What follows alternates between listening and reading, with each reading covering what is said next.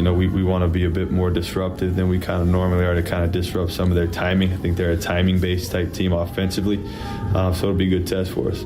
Kevin, good to meet you. Thanks very much. Thank you. Kevin Young, second-year head coach at BYU. Up next, the head coach of the Huskies, Dan Hurley, talks to Mike Crispino from Brown, Penderas, and Scott. This is UConn basketball on Learfield. At M&T Bank, we believe in making banking simple for our customers, like we did for Margarita, the CEO of Mas Panadas, a woman-owned empanada company. M&T has taken a significant weight off her shoulders with their tools, their support. I don't want to be worried about banking and worrying about my finances just not running smoothly. And if there's any snag, that I can just grab the phone and call and get help. See what banking together can do for you at mtb.com/together. Member FDIC. Hey, it's Mike Monaco. And Chrissy Monaco. You know, champions choose Monaco Ford. Just ask UConn's Alex Caravan and Ashlyn Shade. They count on Monaco Ford for performance, reliability, and a team that's got their back. From the tough F-150 to the versatile Explorer and the thrilling Mustang, we've got the lineup built for winners. Visit us in Glastonbury or Niantic today. Or start your deal online at MonacoFord.com. That's MonacoFord.com. We bleed blue. This is the UConn Sports Network from Learfield. Breathe. Deep inhale. Extend your spine. Remain focused on what you're doing. If safe to do so, exhale slowly, leaning to one side. Inhale back to center. If safe to do so, exhale slowly to the opposite side. Find mental health resources at loveyourmindtoday.org. This message is brought to you by the Huntsman Mental Health Institute and the Ed Council.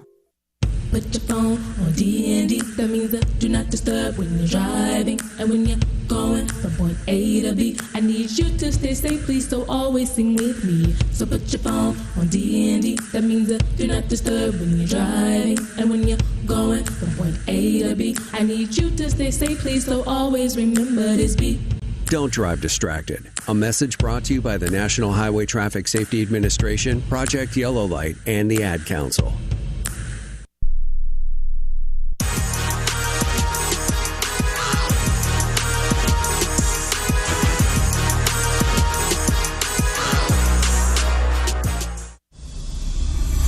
It's time to check in with UConn head coach Dan Hurley.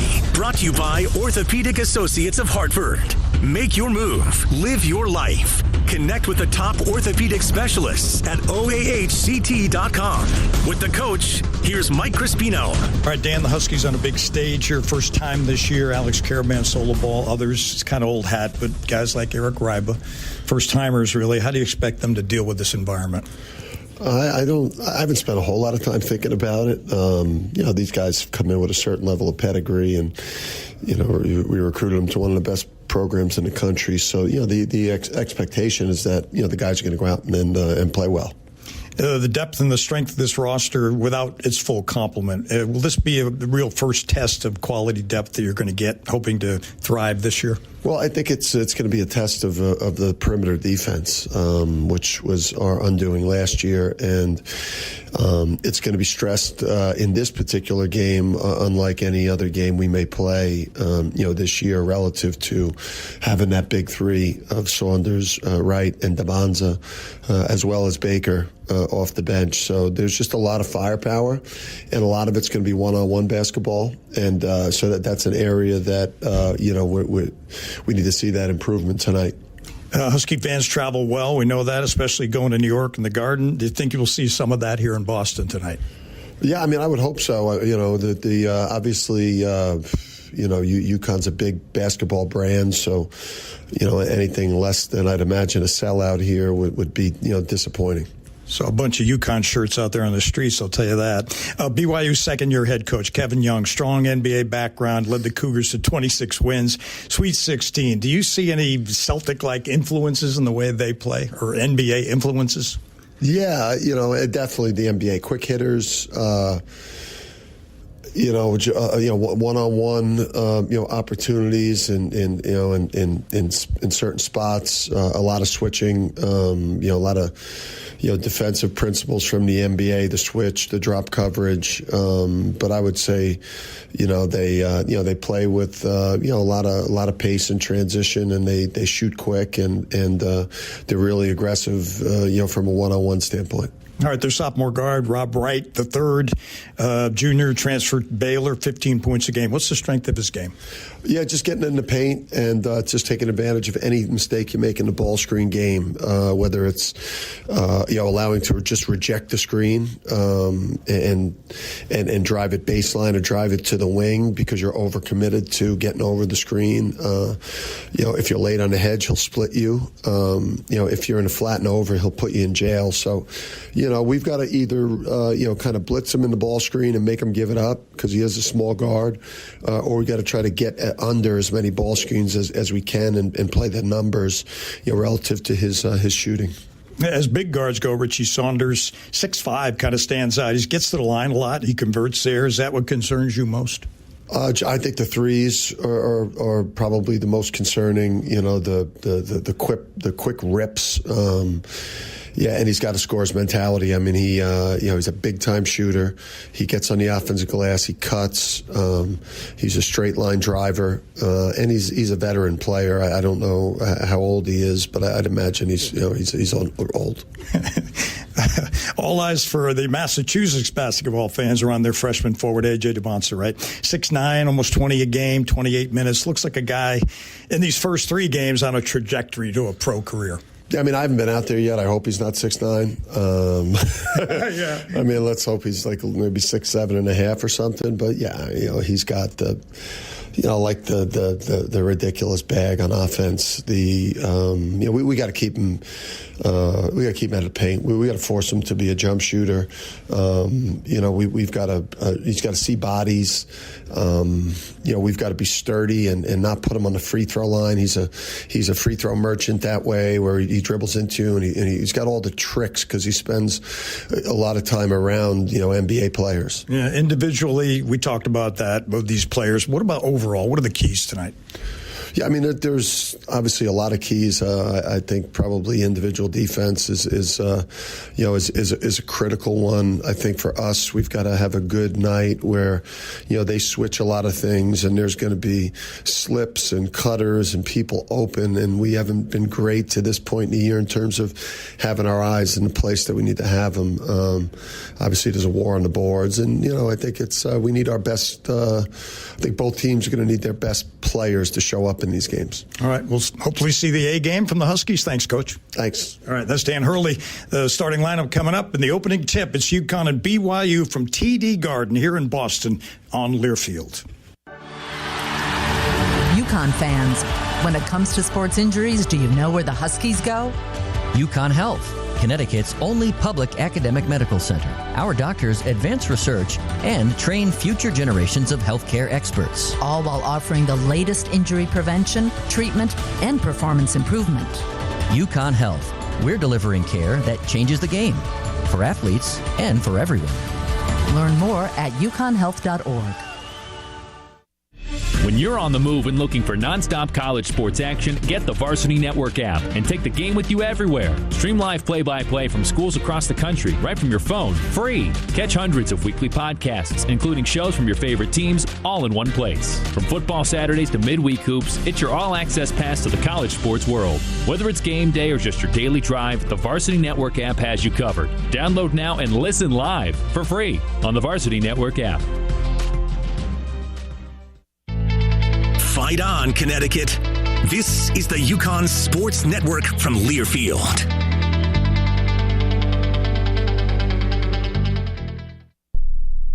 We asked parents who adopted teens to share their journey. When I met both of them, it was like my missing pieces were found. Like it was just like an instant, these are my kids. If you're considering adopting a teen, just do it. Kids need families. I don't care the age, everybody deserves a family. Learn about adopting a teen from foster care. Visit adoptuskids.org to learn more. A message brought to you by Adopt US Kids, the U.S. Department of Health and Human Services, and the Ad Council. My name is Teresa Barber. I was in the United States Navy, and I served overseas in the Middle East and Africa. Early on in my career, I had a commander that taught our suicide prevention training, and the very next day, he took his own life.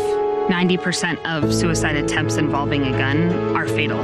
My way of continuing my service is to help protect my community by being a responsible gun owner and by storing firearms safely. Store all your guns securely. Help stop suicide. Brought to you by End Family Fire and the Ad Council.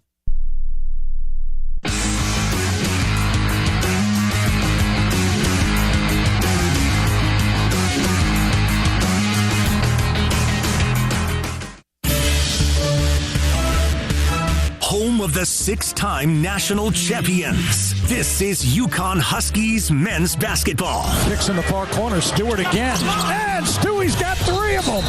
3 triples by Stewart. Play-by-play coverage of today's game is sponsored by Blas Fly Airport Parking. We've got lots to offer. Lippincott Van Lines, the definition of moving excellence. M&T Bank, proud to be the official bank of the UConn Huskies and a leader in small business loans in Connecticut. SeatGeek. SeatGeek is the official fan-to-fan ticket marketplace of UConn basketball. Find tickets to UConn games and more. SeatGeek. UConn Health, delivering care that changes the game for Husky athletes and for everyone. Xerox, delivering top-tier workplace tech solutions from advanced printers to automating your workflows to IT solutions. Visit us at Xerox.com/UConn. And by WFSB. Trust Connecticut's largest, most experienced team of meteorologists. The First Alert Weather Team. Only on Channel 3 Eyewitness News. Gives to Caravan. Caravan sets and fires a 3. Bang! He got it! Oh! Alex the Great! We're minutes away from tip-off. Let's go to our Connecticut Chevy dealers broadcast location. Alongside Wayne Norman, here's Mike Crispino. Welcome to the Amica Hall of Fame Classic TD Garden in Boston. Mike Crispino with you as the Huskies take on the BYU Cougars. The starting lineup's brought to you by M&T Bank, proud to be the official bank of the UConn Huskies and a leader in small business loans in Connecticut. Kevin Young coaches the Cougars. Rob Wright III is a guard, 6'1" sophomore, Wilmington, Delaware. A.J. DeBonsa, a forward, 6'9", a freshman from Brockton, Mass. Mihilo Boskovic is a 6'10" senior forward from Serbia. Keba Keita is a 6'8" senior forward from Mali, and Richie Saunders is a 6'5" senior guard from Riverton, Utah. For UConn, coached by Dan Hurley, solo ball. Where's number 1? He's a 6'4" guard, a junior from Leesburg, Virginia. Silas Demery Jr., a 6'4" junior guard from Raleigh, North Carolina. Jalen Stewart, 6'7" junior forward, Seattle, Washington. Terrace Reed, 6'11" senior center from St. Louis, Missouri. And Alex Caravan, 6'8" redshirt senior forward from Southborough, Mass. Stay tuned. Wayne Norman, some more X's and O's coming up. We pause 10 seconds for station ID. Then these messages presented by Brown, Penderas, and Scott. This is UConn men's basketball on Learfield.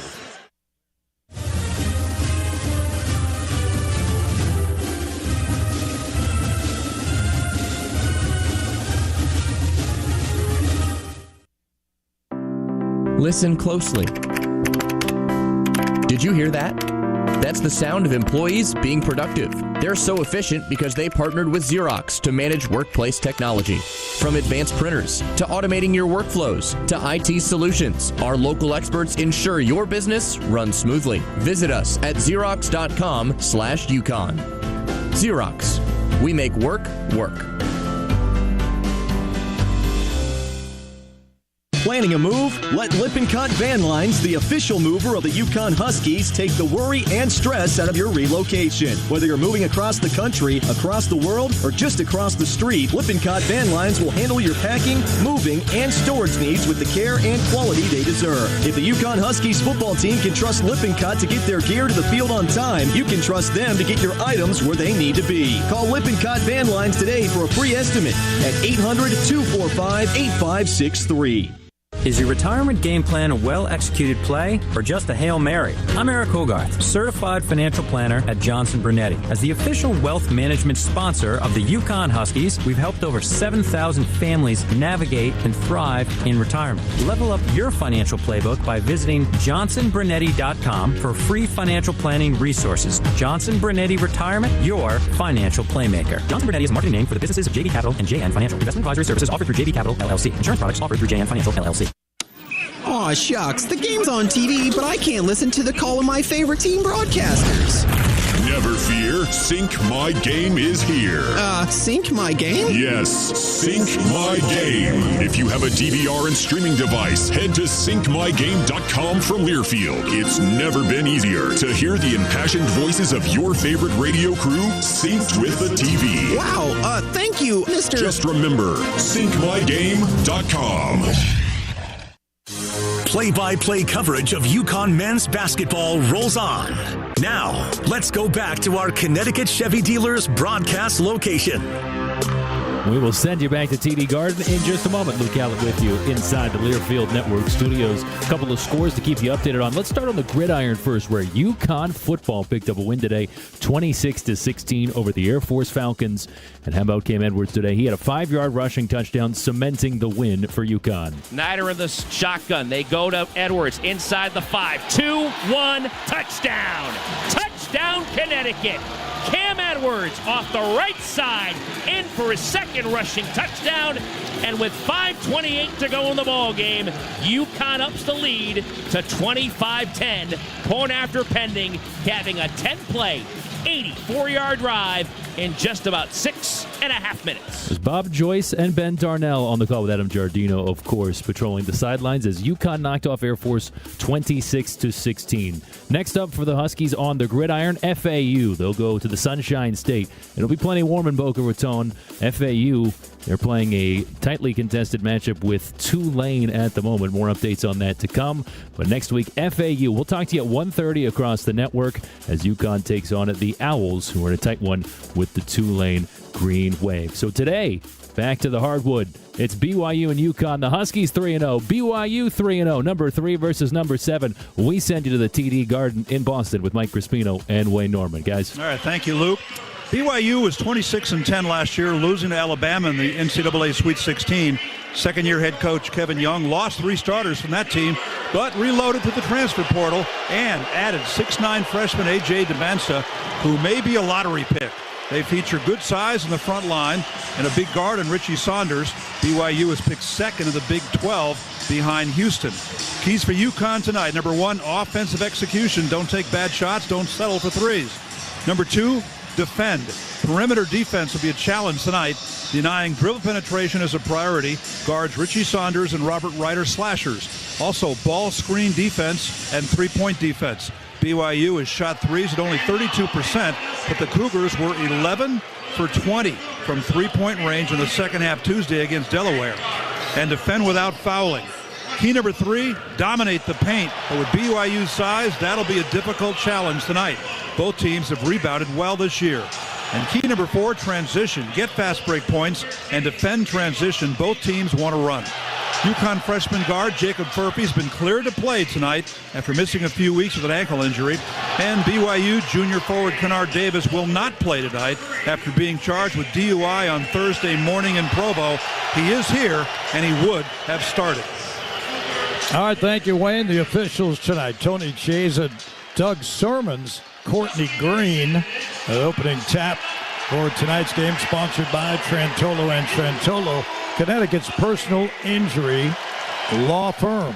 I would say, Mike, there's some real energy in this building tonight. And, of course, you've got a lot of UConn fans who made the trip up here the same way they make the trip to Madison Square Garden when the Huskies play games down there. And you walk around this building, you walk around this town, you see lots of UConn stuff. But I would say this, I saw some BYU stuff too. There's a group right behind us with a lot of BYU things as well. So there must be some sort of subway alum system up here. The building doesn't appear to be totally sold out, but it's almost a full house here at the TD Garden. Yeah, TD Garden holds 17,700, and it's very close to that. The upper regions, the 300 sections are probably 80% full, but who knows how many people are still outside the building.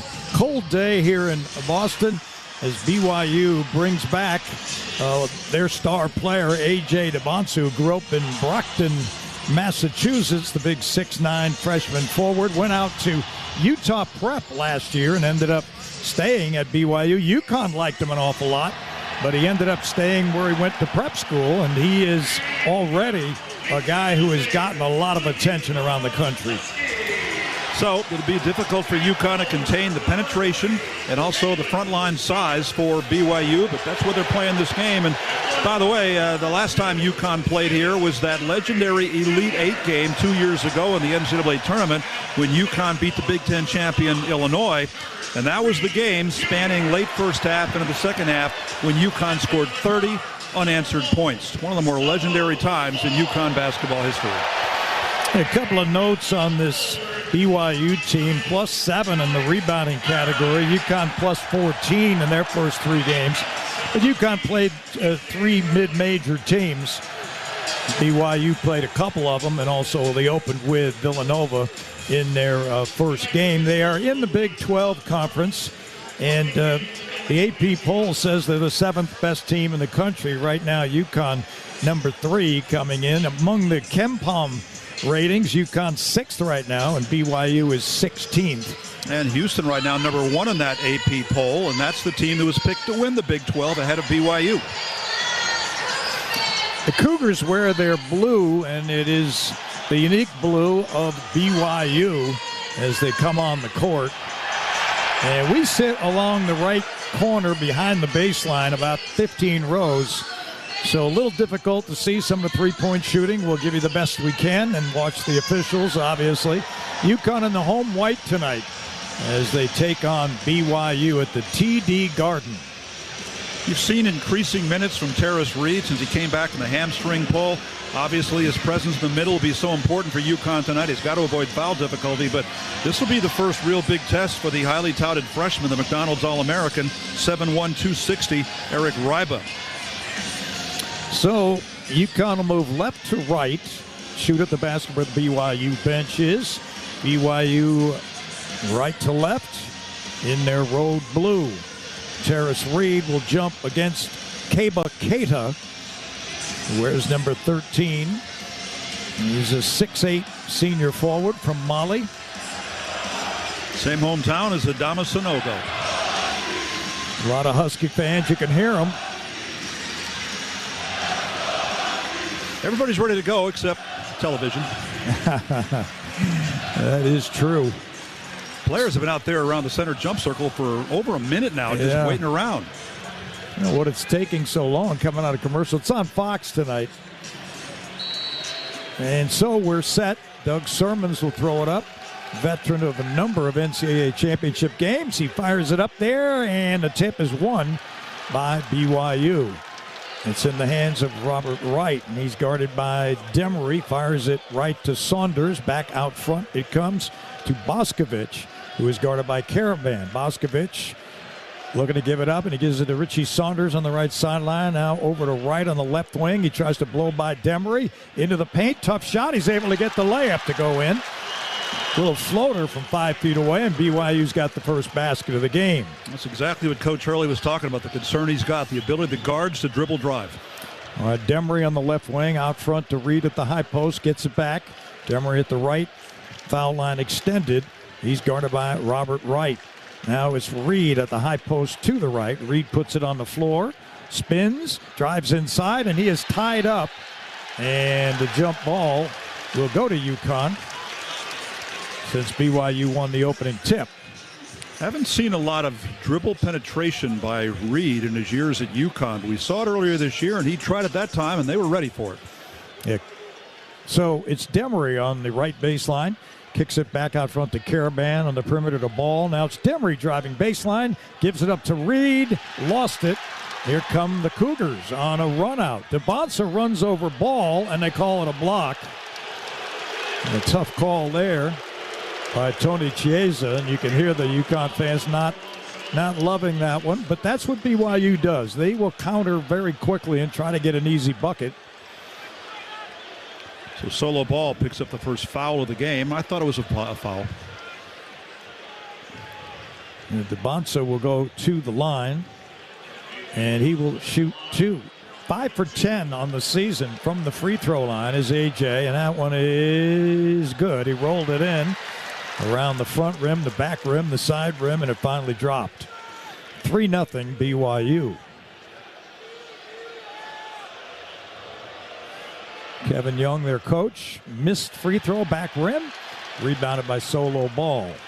Ball dribble to the front court, left to right. He's out along the timeline, being guarded by Rob Wright. Skips it right to Demery out at the Celtic logo center court. Demery starts to his left. Now back to his right on a screen. Jalen Stewart gives to Caravan. They go pick and roll to Reed, and Reed can't handle it as he ends up out of bounds and a turnover by the Huskies. They tried going to Reed twice, and it hasn't worked. 2 turnovers. Well, that time, the nice cut off the screen, and Jalen Stewart was open. They didn't see him, didn't get him the ball. So 3-0, a minute and a half in. BYU leads it. UConn three-quarter pressure. They get it into Rob Wright, the transfer from Baylor. Walks into the front court, hands it over to Richie Saunders, gets it back outside the arc, starts to his right, fires it to the cutting DeBonsa. DeBonsa fires now to right, top of the arc. He drives it inside. Good D by Caravan, who steals. Demery comes up with it. Demery to the front court right. Gives it to Stewart for 3, and Stewie launches short. Long rebound, DeBonsa. He's in the open court. He attacks Demery, and he puts up a wild shot and falls down, and a foul is called. So BYU likes to pick the pace up, and they've gotten to the line now a couple of different times. And running off turnovers, and in this case, running off the missed 3 by Jalen Stewart. That's the first UConn shot of the game. We've got 2 turnovers and 1 missed 3. This BYU team under Kevin Young last year, and Wayne, you mentioned it, they got to the Sweet 16. He's only one of 3 coaches in BYU history in their first year to do that, as the free throw no good by DeBonsa. So his free throw shooting below average. Brockton, Mass, his hometown. 38-minute drive south of here. And the second one is good. So BYU 4-0. UConn yet to score in the first 2 minutes of this one. Demery against three-quarter pressure ahead to Caravan. Caravan double teamed and a near steal. Demery has to recover it in the backcourt. And a foul is called, I believe, on BYU. Hit him on the shoulder to body him off the ball. Richie Saunders is called for it. And so UConn will inbound in the backcourt to our left. Demery slowly to the front court against the three-quarter pressure. Gives to Ball. Ball now to Caravan. Backdoor cut Reed. Reed in the paint. Little jump hook is good. Right-handed jump hook goes in. 4-2 BYU. 2.5 minutes in. In the corner for 3. Off the front rim. No good. That was Moskovich. They get the long rebound, and DeBonsa comes up with it. They go pick and roll down low to Cada, and he's blocked by Reed. Reed rejected him. Jalen Stewart comes up with it front court right. He gives to Ball. Ball behind the screen of Stewart. Hands to Reed out front between the rings. Terrace now to Demery. Demery starts left. Gives to Ball. Long 3 by Solo. Back rim no good. And rebounded by Saunders, and a long rebound. He dribbles to the front court. Pulls up at the top of the key. He gives it to Wright, who tried to drive by his man. Can't do it. And they get a 3 ball in and out. Another miss by Moskovich. Rebounded by Reed. Ahead to Demery. Now Demery left wing back to Caravan. Dribble penetration. Alex to the basket. Left hand drives and he lays it in. Caravan, sweet move, and we're tied at 4. 3.5 minutes in. Rob Wright across the timeline, right to left, straight on the basket. Goes behind his back, and Demery steals, and a foul is called on Wright. Demery picked his pocket, and Wright fouled him. So Silas Demery picking the pocket of Wright and turns over the Cougars. It's going to be a real fun thing to watch tonight, how UConn defends those great guards, Saunders and Wright. And that time, Silas Demery got the better of it, drawing the foul on Wright, his first. Well, the inbound to Solo Ball, and he walks it across the timeline, left to right on the right sideline. Ball guarded by Saunders. Skips it right to Demery. He's got Boscovich on him, the much bigger man. Now, Demery on the left wing. They double him for the moment. They switch everything, the Cougars, and that is an interesting thing. And they get it to Reed down low, and Reed got crushed on the way up. What an up fake. Boscovich was in no man's land, and he landed on Reed's shoulder and fouled him. So UConn with some patient offense that time. And they'll put Reed on the line to try to untie this. Really well-designed play by Coach Hurley in the offense. There's Alex Caraban in the lane, saw the cutting Reed. Reed cutting in from the left baseline. Quick pass by Caraban, drew that foul. All right, Reed's free throw is off the mark on the right rim. No good. So the bigs combined to have shot 2 for 5 from the line early on. Terrace 9 of 14 on the season from the line. Gets another opportunity. Try to untie this thing very early on, 4 minutes in. Second one up, and that one's good. So UConn leads at 5-4 after trailing 4-0. Demery will guard Rob Wright 60 feet from the basket. Wright tries to blow by him on the left sideline. Back to the right he comes, gives to DeBonsa, and almost traveled with it. Now DeBonsa puts it on the floor, kicks back to Wright for 3. No good, back rim. Batted around, Reed got the rebound. Ahead to Demery. Demery up the right sideline, front court. Off the high screen of Reed. He starts left, cut off by Cada. They go down low to Reed, and Reed got the ball knocked out of bounds as he tried to go up as Cada recovered. It'll be UConn basketball when we return. UConn Hoop brought to you by Johnson Brunetti. Proud to be the official wealth management sponsor of the UConn Huskies. 5-4 UConn, 15:39 left in the first from Brown, Penderas, and Scott. This is UConn men's basketball on Learfield. Welcome to the Chevy Lightning Round. Guess the clues to win. First team, you're up. Powerful, commanding, unstoppable. Silverado. Adventurous, fun, techie. Trailblazer. Stylish, nimble. Tracks. Innovative, electric. Blazer EV. Lightning Round champions. You've guessed all the right Chevy clues. Wherever the year takes you, explore it together in the Chevy of your choice. Visit your Connecticut Chevy dealers. At M&T Bank, we're continuously working to provide value to our customers. Like Lou, the CEO of UFOS, a revolutionary footwear brand. I think the thing I like most about working with M&T Bank is knowing they care. They sincerely care about us as a company. It's not just about the business transaction. They personally care about our business and our success and would make decisions that go above and beyond to achieve that. See what banking together can do for you at mtb.com/together. Member FDIC.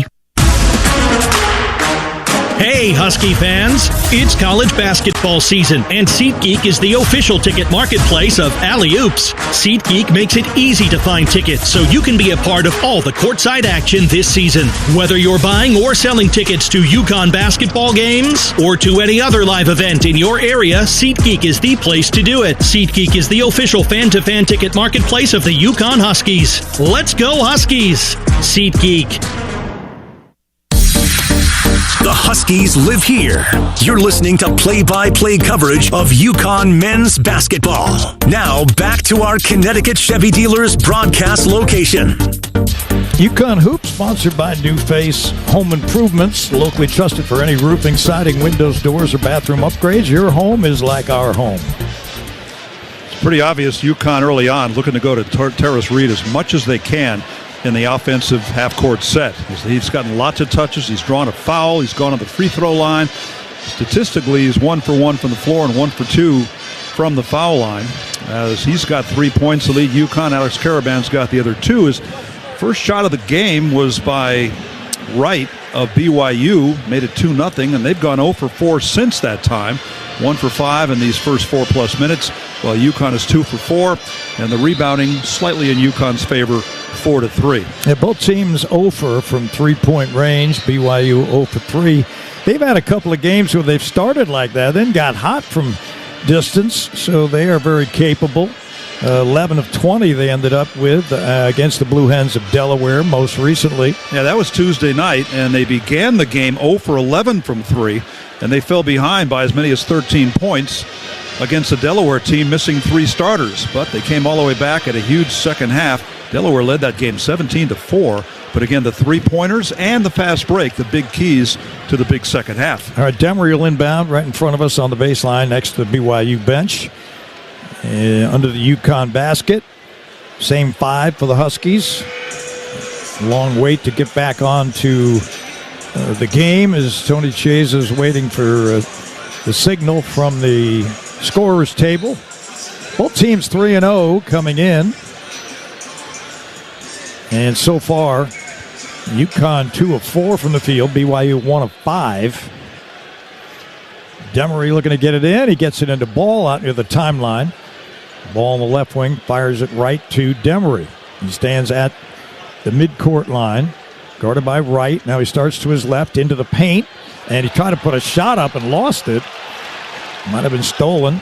And on a run out, here comes Brigham Young, and they throw it away. Saunders try to save it. Out of bounds it goes. So they were trying to run a quick break with Kadeem McBoop, and he lost it on the way up, but they still regained possession, and they'll have 22 seconds to shoot. I like that initial move by Demery. Had 2 guys to split through, but then when he got in the lane, it got knocked away. All right, Saunders left wing, guarded by Ball. They skip it around to Wright, who starts right.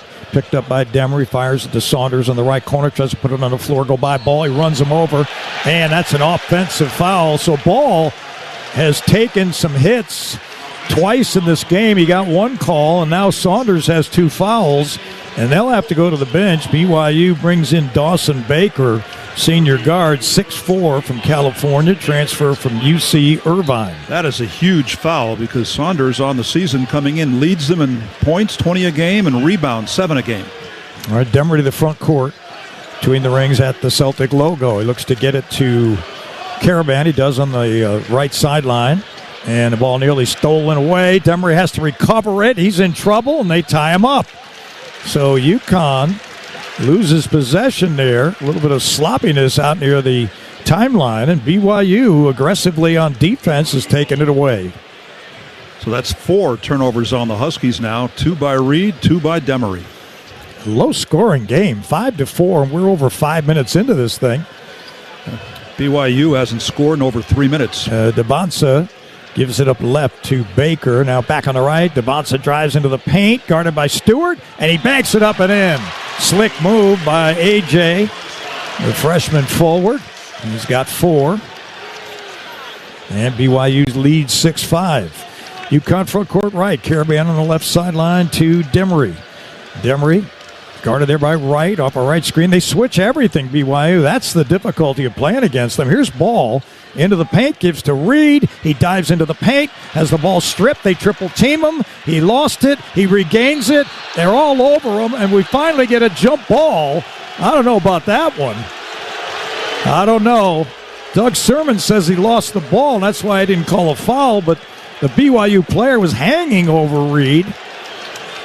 I mean, hanging over him. So everyone involved and a great crowd. Now we look close to a sellout in the upper regions here. Malachi Smith in the ballgame. Jalen Stewart being bumped by DeBonsa. Gets it to the cutting Caravan. Puts him a shot, no good. He bats it around. Malachi Smith comes up with it. 3 ball by Ball. That's an air ball. And so, with BYU leading 6-5, 6 minutes in, the Cougars get the basketball. Both teams 2 for 6 shooting. It's been a defensive struggle so far. Certainly has. Both teams shooting 2 for 6. Nobody's made a 3-pointer yet. Jaden Ross, who had a good game against Columbia Monday, he comes in for Jalen Stewart. All right, it's Wright being guarded by Malachi Smith now. Across the timeline, right to left. High post give to DeBonsa. Now he works on Ross, tries to blow by him. Lost the dribble, regains it. Gets it in the corner to Baker, and he stepped on the sideline. And there's a turnover. Another one. Each team has 4 turnovers already. Now, according to this, 5 turnovers by both teams. Wow. More turnovers than baskets by a lot.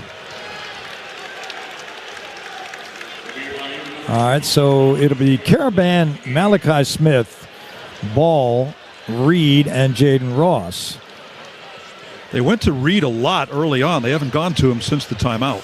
Dominique Diamande now guarding Malachi Smith. They get it down low to Reed, makes the catch, and Reed lays it in. Nice pass by Malachi. And UConn regains the lead, 7-6. Reed's got 5. Rob Wright dumped it down low, and a foul is called as Ross stepped in to help out on defense against Cada. And so that's UConn's 3rd team foul. BYU's got 4. Vahelo Boskovic returns, a senior center from Serbia, the 6'10 man. And Keba Keita is coming out slowly. I mean slowly. That's not exactly a line change. Walking to the end of the bench. Really good sign for UConn, though, that Reed can get so many touches and be productive early on against this big front line. All right, Diamande, a ball knocked loose, and Smith comes up with it. He runs to the front court, kicks it to Ross, gets it back on the left wing. Malachi tries to set the offense up, starts to his right, into the paint, gets bumped around, deals it in the corner. Ross for 3. Got it. Jaden Ross dialing up a 3 ball, and UConn has the biggest lead of the game, 10-6. Malachi Smith comes off the bench, gets 2 consecutive assists. All right, UConn crowd into it. We're here at the TD Garden in Boston. Rob Wright goes behind his back, dives inside on Caravan and lays it in. Nice play by Wright. He quiets the crowd for the moment, and it's 10-8. Caravan skips it into Ross, and now Malachi has it in the backcourt, moving left to right. He's guarded by Dominic Diamande, a big man, is 6'7". He's 6 inches taller than Malachi Smith. High post given to left side of Caravan. Down low to Reed. Reed catches. Reed lays it in. And Reed is fouled. Oh, the Kodiak Bear. Mugging it up a little bit. And he got mugged. And he was able to convert. And now a 3-point play opportunity. Alex Caravan with the pass in from the right wing to get that move. And back-to-back possessions where Terrace Reed able to finish things off. In between that was a Jaden Ross 3. Doug Sermon's having a long conversation with Dan Hurley over on the sideline. And I think it was something like a lecture because Dan was very quiet. And he had his suit coat over his mouth. Reed's free throw no good, though. UConn's lead 12-8, rebounded by DeBansa. And he walks it across the timeline, right to left on the right wing. He's isolated with Jaden Ross, tries to blow by him. And now he's in the paint, nowhere to go. Gives it up on the outside to Dominic Diamande. He goes inside, and he is rejected. Where's the ball? It's out of bounds. It's in the UConn crowd behind the bench. And it will be BYU's ball when we return. We get the under 12-minute timeout. Listen during our broadcast for the dime of the game, presented by Dime Bank. Community banking lives here. From Brown Paint, Darris, and Scott. UConn 12, BYU 8. This is UConn men's basketball on Learfield. Many college football teams will have a new look and feel this season after taking advantage of the transfer portal. What if you could do the same when it comes to your banking? Dime Bank, a recognized leader in community banking, is welcoming new customers ready to make their own transfer to convenience, innovative products and services, greater access to local lending, and most importantly, a better overall banking experience. It's your bank, your choice, your dime. Dime Bank, community banking lives here. Member FDIC. The exclusive home of the Huskies. This is the UConn Sports Network from Learfield. This message is for Shauna, my mom who just finished her high school diploma. I wanted to say I'm so proud of you for finishing school. You told me it's never too late to achieve your dreams. I hope to make you as proud as you have made me. When you graduate, they graduate. Finish your high school diploma for you and for them. Visit finishyourdiploma.org to find free and supportive adult education centers near you. Brought to you by the Dollar General Literacy Foundation and the Ad Council. Don't act like that. Don't wear that. Don't think that. I've heard everything you tell yourself every time you felt different. And I want you to know that you can be vulnerable and powerful. That taking care of your mind is taking care of everyone you love and who loves you. Love your mind. Find mental health resources at loveyourmindtoday.org. Brought to you by the Huntsman Mental Health Institute and the Ad Council.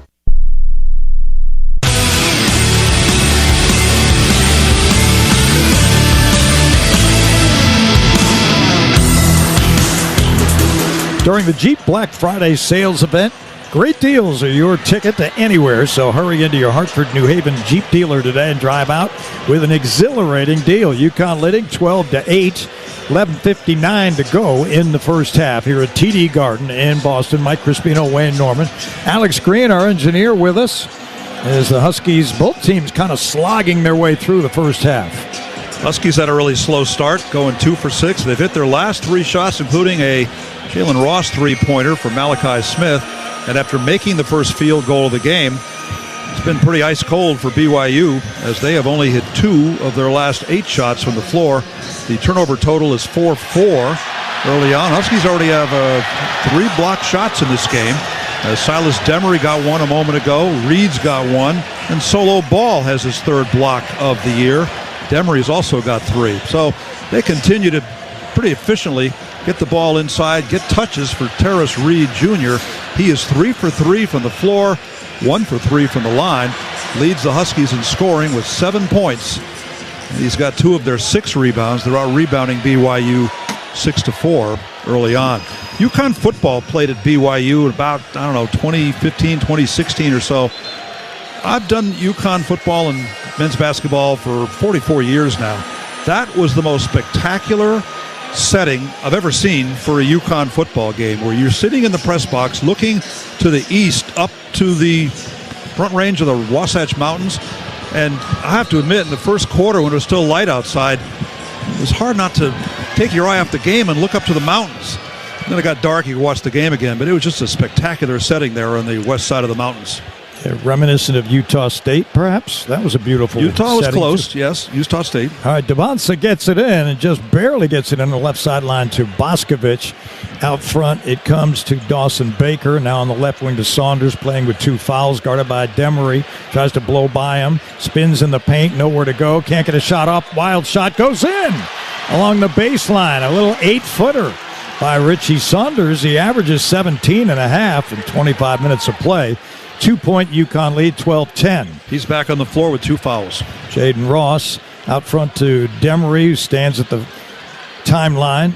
Right-hand dribble. BYU overplaying everything defensively. UConn's got to get some back doors here because they're not getting to the basket. Demery drives, though, along the right wing and lays it in on a scoop. UConn up by 4, 14-10. Now Devonsa in the paint over Ryba. Missed the shot. It's tipped around and rebounded by Caravan. Out ahead to Malachi Smith. Malachi on the left wing, front court right. Backs away from the defensive Tyler Maruss and resets the offense. 16 to shoot, 11 minutes to go in the first half. Malachi Smith starts left against Devonsa. Now Ross gives it to Ryba on a pick and roll. Little jump hook by Eric is good.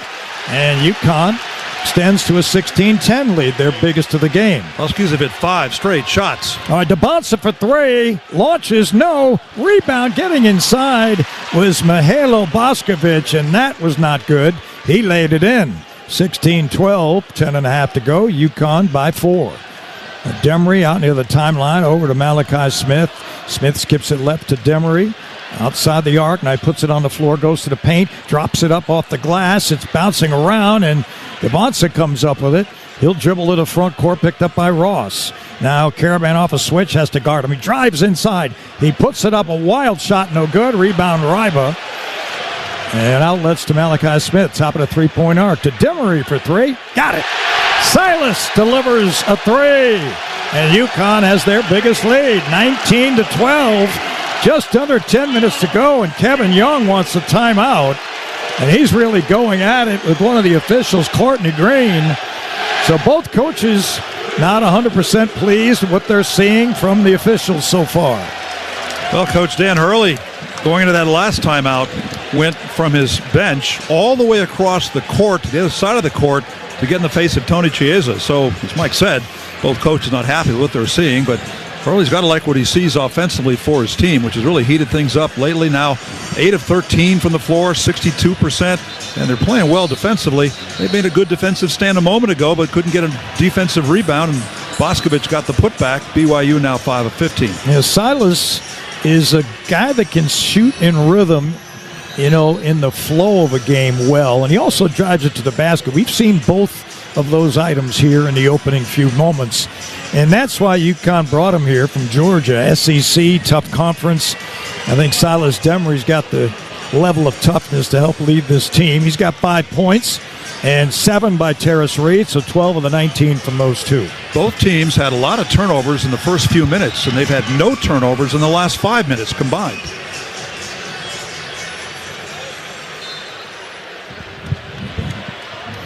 Southborough, Mass, 28 miles from Boston. That's where Alex Caravan came from, and Brockton, 25 miles south of TD Garden. And BYU turns it over, a travel by DeBonsa. Well, he was going to put a shot up and just thought better of it, so he left his feet and came back down. So there's turnover number 5. All right, Jalen Stewart back in with Demery, Ball, Ross, and Ryba. So now Demery across the timeline, left to right on a handoff to Ball. Ball out front to Stewart. Stewart deals to Demery on the left wing. Demery pulls back from Saunders' defense. It's like a little zone right now. Ball try to drive it inside. They go to Ross, deep in the corner for 3. In and out. Rebounded by Demery, and he put it in. Oh, he came out of nowhere. The slickster. And he banked it home on the offensive glass, and UConn leads 21-12 with a chance to go up 10.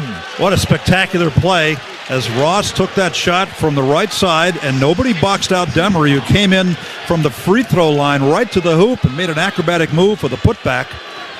And it goes to the free throw line, a chance to add one more point. So Demery on the line for the Huskies. UConn 1 of 3 tonight. Keba Keita picks up his first foul. Terrace Reed has taken all the free throws. Demery's free throw in and out. Rebounded by Keita. And he pitches it out to Rob Wright, front court left. It to DeBonsa now in the right corner. Saunders launches, airballed it. Rebound Demery. Demery running to the front court, pulls up top of the key. Stopped by Keita, dumps down low to Reed. Oh, Reed laid it in. What a reverse. Oh, baby. Oh, man. Dime of the game presented by Dime Bank. Community banking lives here. Are you kidding me? And now fouled by UConn in front of their bench. I'm telling you, I don't know how Reed got that ball up on the backboard. He was under the rim, but he laid it in. And so Reed now has 9 points, and UConn leads 23-12. Silas Demery got the assist on that. A thing of beauty as the Huskies have now made 8 of their last 10 shots, and they've scored 7 straight. You get a run like that, like they had here 2 years ago against Illinois, it starts with the defense. All right, it's Wright looking to get it in, and he has trouble. And Jalen Stewart stole it. It's loose on the floor. Reed has it. Outlets Demery. Runs to Caravan. Caravan got hit, and he laid it in. Count the bucket. Run him off the floor, and the Huskies are rolling. 25-12. And that's what the fast break can do. And there's a BYU man down back in the front court. And it might be, no, it's not DeBonsa. It is Keita, I believe, being attended to by the medical staff. Our Monaco Ford Championship drive from Caravan, courtesy of Monaco Ford in Glastonbury and Niantic. Shop like a champion online anytime at MonacoFord.com. So Demery got that spectacular putback. Then he got the assist on the layup by Reed. He got the steal, setting up this fast break by Caravan. Yeah, Alex took a bump. He was fouled by Boscovich. And they're still attending to Keita. He's holding his head down in the other end of the court far away from us. That's 2 fouls on 6'10" Boscovich. But UConn, fast break points was something they didn't do a lot of last year. And Dan Hurley's been preaching that. Let's get out and run. And they've been doing a little better job of that this season so far. And again, they played 3 mid-majors.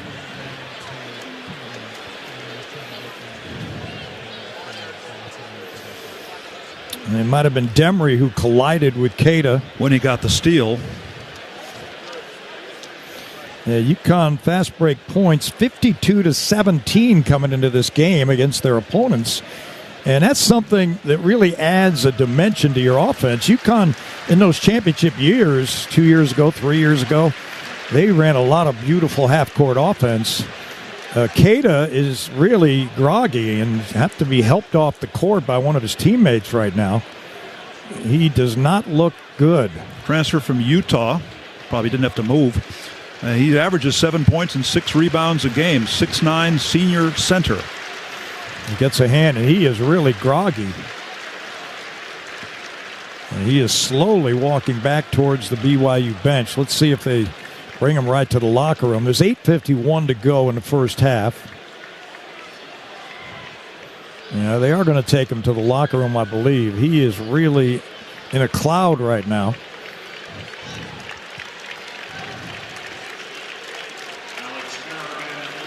So Caravan will try to complete the three-point play here. UConn trailed this game 4-0 in the opening 4 minutes. Alex 8 for 9 from the line this season. And he's got that one. So Caravan now has 5 points. And BYU has it front court left. It's in the hands of Richie Saunders. He's guarded by Ball up in the left wing, out front to right. Right starts to his right. Now he spins back left. Little floater goes in. He can create points. He's really quick. And right now has 6 to lead the team. And the score 26-14 UConn. Now Demery, right wing with it, out front to Caravan. Caravan starts right, skips it to Ball. They go down low to Reed. Reed spins, lost it, regained it. In Caravan's hands for 3. Got it! And UConn extends to a 15-point lead, 29-14. That's their biggest. You give Reed an assist on that? Ball batted away to Caravan. I think so. He came up with a loose ball. All right, here's DeBonsa trying to run over Stewart. Can't do it. Ball is loose, and he traveled with it.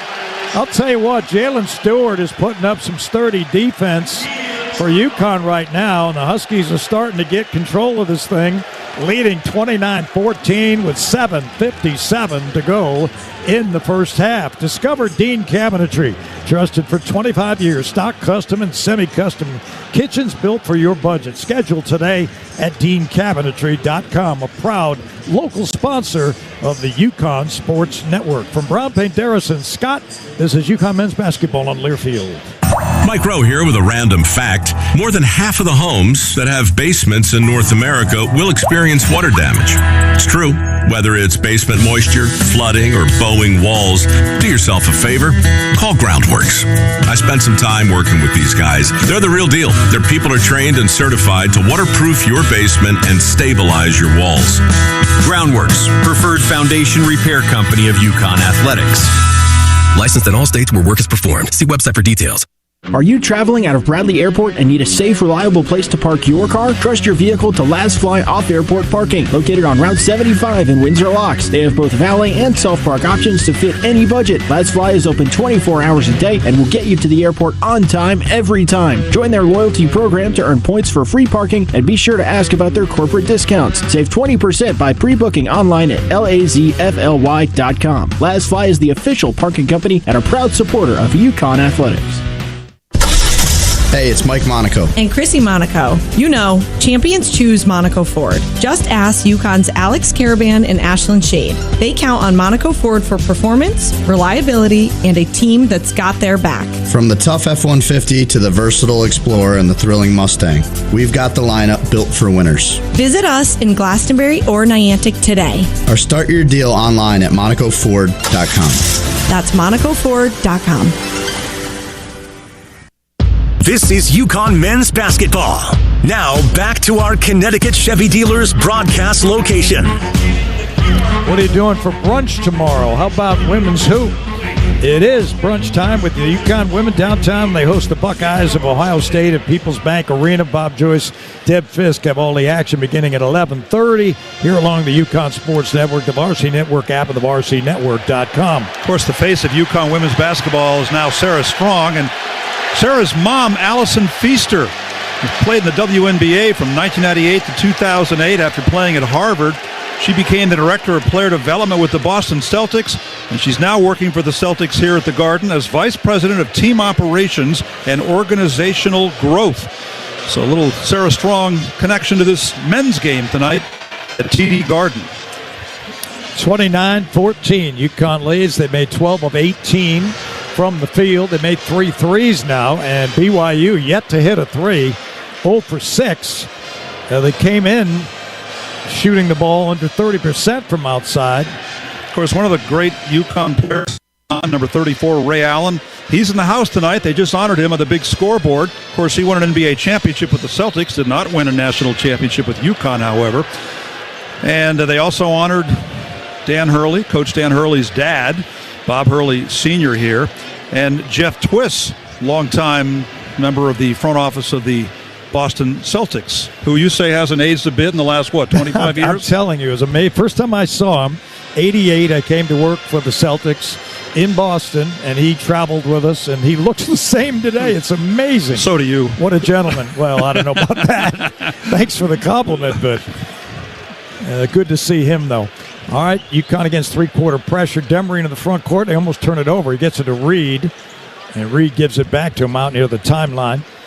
BYU trying a zone look, like a 3-2. They get it to Ball, down low to Reed. Reed back to the basket. Double team, gets it to the cutting Stewart. Stewart got knocked down, no call. BYU on a run out. DeBonsa inside and missed the shot. And it's picked up by Ball on an outlet and taken back by BYU. Huskies had no turnovers for like 7 minutes, now 2 on 2 possessions. All right, Robert Wright into the paint, wants to go left-handed. Caravan blocks him. Ball comes up with it, solo to the front court. Pulls up on the right wing, try to drive inside. Now he's in trouble. Gets it back out of Demery. Demery top of the three-point arc. Starts to his left, and he's in trouble. He puts it up, no good, off the bank. They doubled him, and it's rebounded that time by Kadeem Maboop. Ahead to Saunders down on the baseline. DeBonsa working on Caravan. Fade away. No good air ball. And off of BYU and out of bounds. So DeBonsa now 1 for 6. 4 points. That was an open look, a fall away from the left baseline, but he shot right over the basket. Huskies now out rebounding BYU 13-9. And DeBonsa goes to the bench after that one. Malachi Smith in the backcourt for UConn with Ball this time. Smith, left side of Ball. Ball between the rings, guarded by Saunders. They're in this matchup zone. UConn's got to solve this. They get it down low to Caravan. Floats it up, no good. Rebounded by BYU's Boscovich. And he outlets it to Baker. Baker runs to the front court. Kicks in the far corner to Saunders. Dribble penetration. Saunders all the way to the basket. Lays it in left-handed. 29-16 UConn. 6 minutes to go. Here's Ball to the paint. He gets stripped on the way up. Saunders now has it. He runs to the front court. Tries to beat Caravan off the dribble. Can't do it. Gets it back on the left wing from Baker. Fires it right to right. And back out front it comes to Boscovich. Right backs away. Guarded by Malachi Smith. Right starts to his right. Tries to blow by Malachi. Ducks down low and it's stripped by Malachi. In the hands of Reed. Now Ball on the run out to Stewart. Steps into a three. No good back rim. Caravan tips it. It's in the hands of Maboop. And here comes BYU front court left. All the way to the basket they go to Boscovich. And he lost it on the way up. It ends up in Saunders' hands. Top of the arc. Working on Malachi. He kicks it in the near corner. Can't get a shot off. And a drive on the baseline. And out of bounds it goes. The driver was Kadeem Maboop, the redshirt freshman forward from Senegal. And he ran into Mr. Reed. And Mr. Reed introduced himself. And then the ball was out of bounds. That's MBOUP. All right, Jalen Stewart comes out. And UConn goes with Malachi Smith, Silas Demery. And we talked about that with Dave Borges in the pregame and the full court press, playing these two guys together in the backcourt, two real point guards. Malachi Smith across the timeline on a pass from Demery, right sideline. Guarded by Saunders, starts back to his left, now gives to Demery. Near corner, Ball steps into a three, back rim no good, and Reed is called for the foul as he went for it on the offensive glass, and that is UConn's 5th team foul. BYU's at 7 with 5:02 to go in the first half. Rival will come in for Reed. Ball now 0 for 3 from the floor. All 3 are missed three-pointers, and on the season, he's now 7 of 24. That's about 30%. Yeah, it's way below what he shot last year, well over 40%, averaging 18 points a game. So BYU front court left. It's right. Guarded by Demery. Now he gives him up to Caravan on the switch, and the three-pointer no good. Rebound Ryba, and a jump ball, and let's see whose ball it is. It's going to be BYU's ball. So Ryba made a freshman mistake. He brought the rebound down so a man could get his hands on it and tie him up. And that is not a turnover on the stat sheet, but Eric Ryba, as a freshman, has got to learn that. Goes to an offensive rebound for BYU. And they look to get it in. They do on the left sideline, front court left, back out front for BYU. Dawson Baker is guarded by Malachi Smith. Here's ball. He tries to strip the ball from Saunders. Out of bounds it goes. I think it's off Solo, though. As Solo 0 for 3, all 3 from three-point range tonight. UConn leading 29-16 with 4:40 to go here in the first half. Left sideline to our left in front of the UConn bench, and that'll be Richie Saunders, the senior guard from Riverton, Utah. And he gets it into right on the right wing, trying to isolate him. They get it to Baker, try to drive by Malachi Smith, can't do it. Now Saunders, a step back, he can't get a shot off, gives it to Baker, and he is stopped by Malachi Smith. A foul is called, though, on Malachi. With no time on the shot clock. That bailed him out. I almost feel like they got to look at that to see if the time had run out. I don't know. When the clock stopped, it was at 0.0 right at the moment the foul was committed. Yeah, they're not showing a replay, but you got to figure the officials got that one right. So it'll be 3 free throws for BYU, and Dawson Baker made all 4 of them coming into this game, makes that one. So UConn's lead is 29-17, 4:27 to go in the first.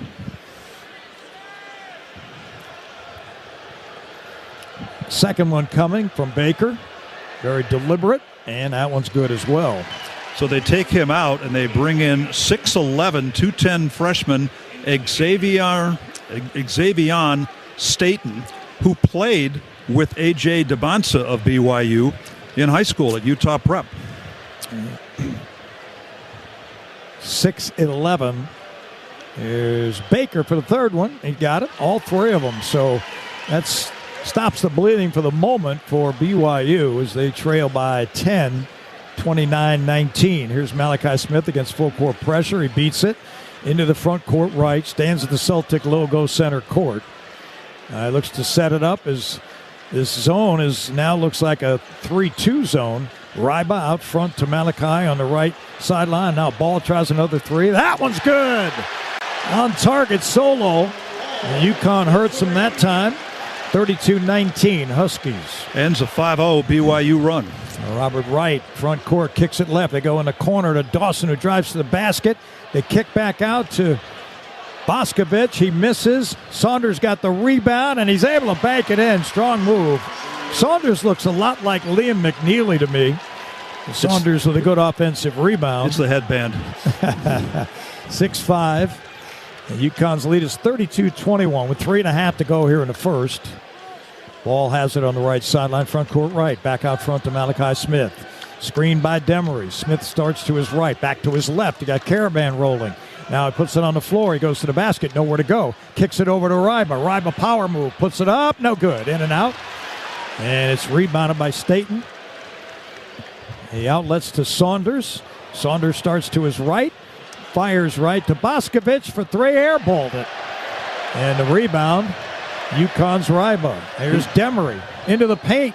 He gets bumped and a foul is called. I'll tell you, Demery puts his head down. He can gain the paint pretty well, and then he's still going to the basket. So that brings us to the under 4-minute timeout. Boscovich was 0 for 3 from three-point range coming in. He's 0 for 4 from 3 tonight. That was an air ball. Yeah, UConn men's basketball brought to you by JT Gommel, Hartford, and JTGommel.com, Connecticut's #1 place for tux rentals, custom fit suits, and men's fashion. We pause 10 seconds for station ID and these messages presented by Brown Paint Harris and Scott. This is UConn men's basketball on Learfield.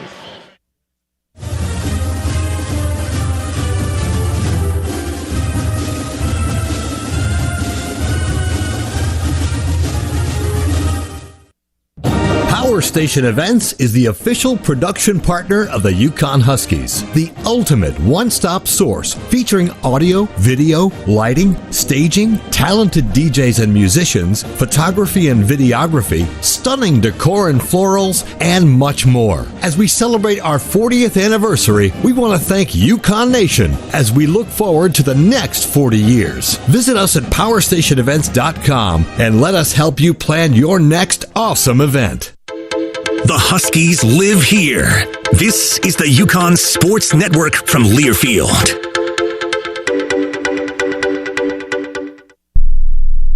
I'm a pretty great multitasker. I can wash dishes and do laundry. I can roller skate while walking my dog.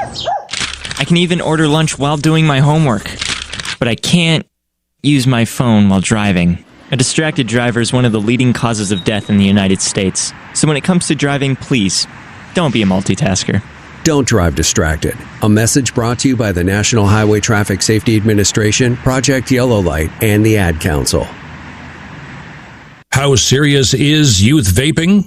Irreversible lung damage serious. 1 in 10 kids vape serious, which warrants a serious conversation from a serious parental figure like yourself. Not the seriously know-it-all sports dad or the seriously smart podcaster. It requires a serious conversation that is best had by you. No, seriously, the best person to talk to your child about vaping is you.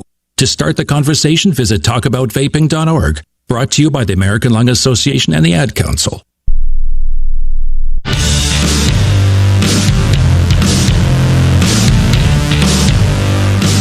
Champions choose Monaco Ford. Ask Alex Caravan, Ashlyn Shade.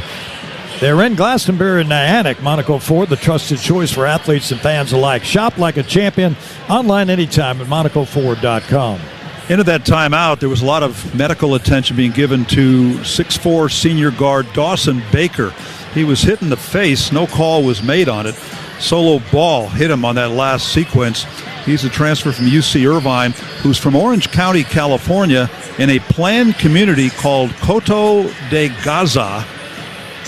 And he played 3 years at UC Irvine, which is right down the road from there, before transferring to BYU. Huskies shooting 54% after that slow start. Overall in the half, 54%. And BYU now down to 32%. Huskies being out-rebounded now by BYU, 15-13.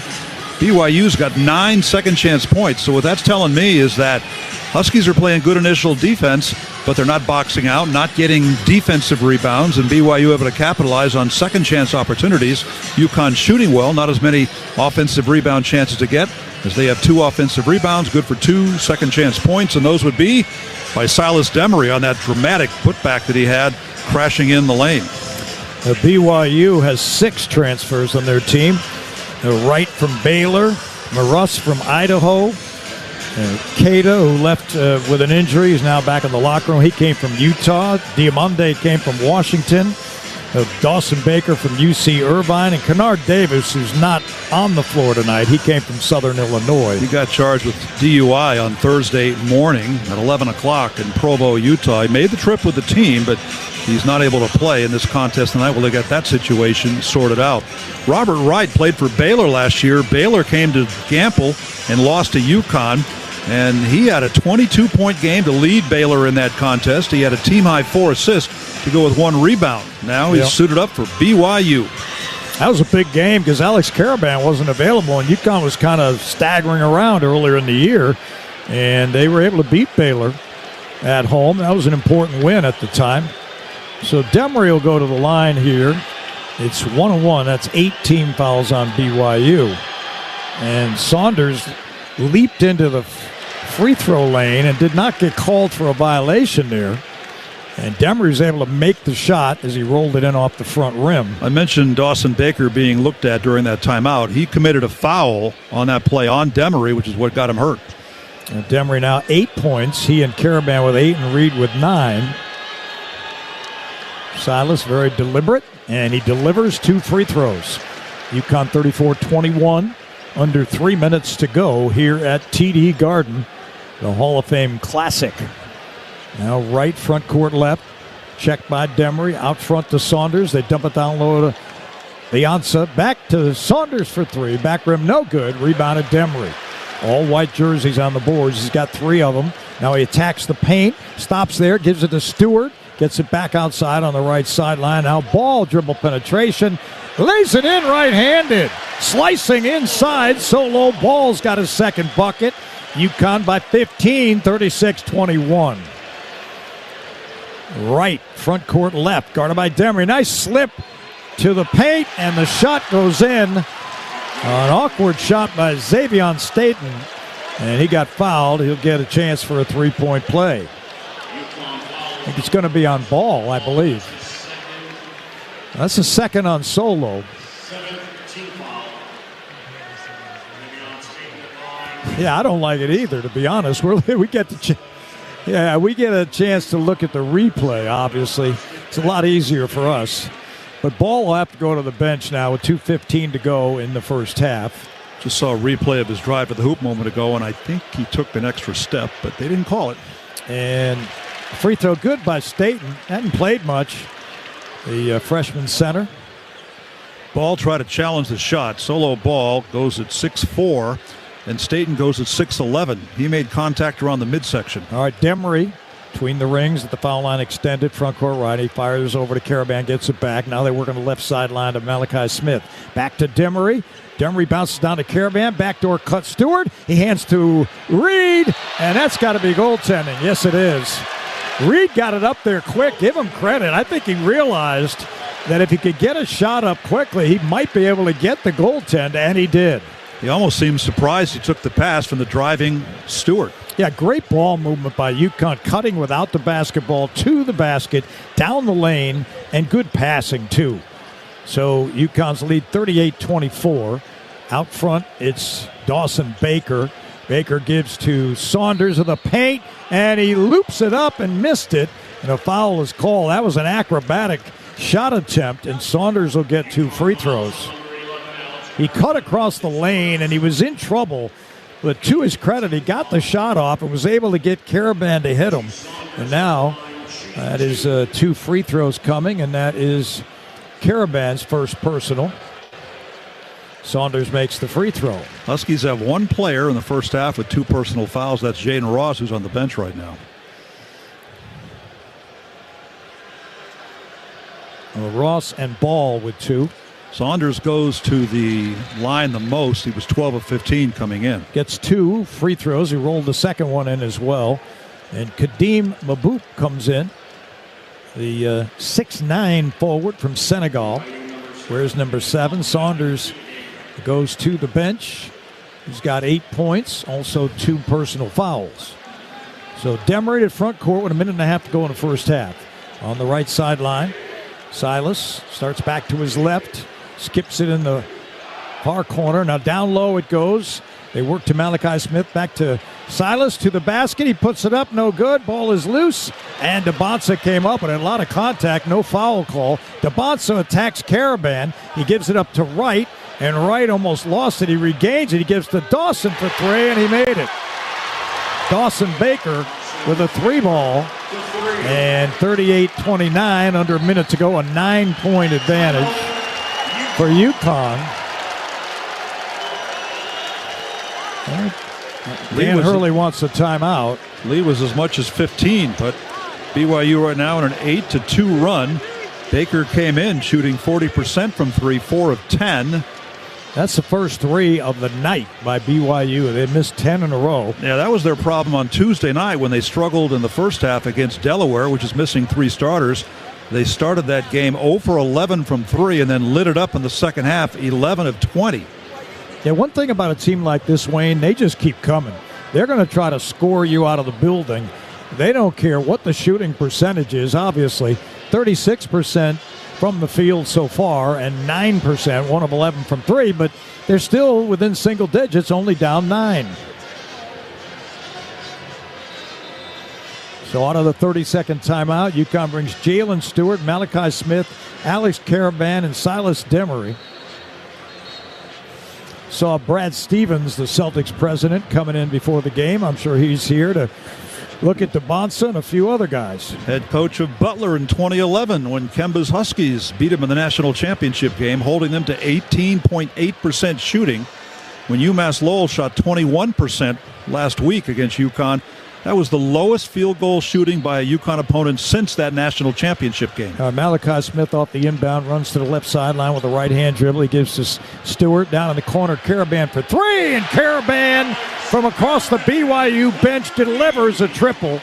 UConn 41-29. What a good timeout that was by Coach Dan Hurley. And Wright has the ball stripped out of his hands. Caravan dives for it. He came up with it. And Reed hands it back, and the ball is stolen, but a foul on Wright. And that is his second. You talk about hustle. Caravan went all out, full length at the center of the court to try to come up with a loose ball. UConn did come up with it, and then there was a foul called on BYU. It may not be on Wright. I think it's on Maboop, and that's his second. But it puts UConn on the line, 1-1. That's the 9th team foul by the Cougars. Good sequence by the man from Southborough, Mass, Alex Caravan. Made that three from Jalen Stewart, and then comes up with a steal. So that'll put Demery on the line. UConn only 4 of 7 here tonight from the free throw line. Demery's free throws up, and it's good. It rattles in that time. He's 3 for 4 tonight. 5 for 8, and Silas joins Reed and Caravan in double figures. He's got 10, Reed 11, Caravan 11. The two transfer guards have combined for 7 assists in this game, Smith and Demery. And Jalen Stewart has 3 assists to go with no points. Yeah, 13 assists for UConn on the night. Demery another chance. 33 seconds left. 13 assists on 16 field goals. Dan will take that every night. All right, Demery makes the second. UConn 43-29 over BYU. Substitutions for BYU. Dawson Baker comes in. And Tyler Maroose, the junior forward. He's from Bothwell, Washington. He transferred from Idaho. He was a vandal. Yeah. That's their nickname. Yep. The inbounded to Rob Wright. He walks it across the timeline. He's guarded by Demery. They isolate him. Got a right-hand dribble. Looks like they're going to try to take the last shot here. As Wright is completely isolated. Everybody else standing in the corners right now. 3-second differential. Yep. They're down to 10 seconds to shoot it. Now the crowd rises up. Wright starts right. He gives to Saunders. Back to Wright. Starts to his right with a dribble. And in a corner, a three. He's good. So BYU, in the final seconds, able to get a triple to go, and they get back within 11, 43-32 at the break. Their second. So they made 2 in a row late from long range. And Maroose is the man of the hour, and he's got his first bucket of the game. Halftime, UConn 43, BYU 32. Stay with us. Halftime report with Luke Hallett coming up next, presented by Brown Paint Harrison Scott. This is UConn basketball from Learfield. When you start your day, be ready with Eyewitness News. Ready with your first alert to weather changes so the whole family's prepared. Ready for breaking news to keep your family safe. Ready with a clear look at delays and the best way around them. All so you're ready to start your day. From overnight breaking news to first alert weather and traffic, together every 10 minutes. Be morning ready with Caitlin Nuclo, Tracy McCain, Scott Haney, and Caitlin Francis. Eyewitness News this morning, weekdays 4:30 to 7 on Channel 3. For comprehensive coverage of college basketball, tune to Sirius XM College Sports Radio Channel 84 in the car and on the Sirius XM app. For the win! Got it! Let's go! Sirius XM is the home of your favorite team and conference, including live games, plus interviews and analysis. He's got it! So cheer along with the Sirius XM app and listen to your favorite team anywhere. Get a free trial at SiriusXM.com/College Sports Radio 2025.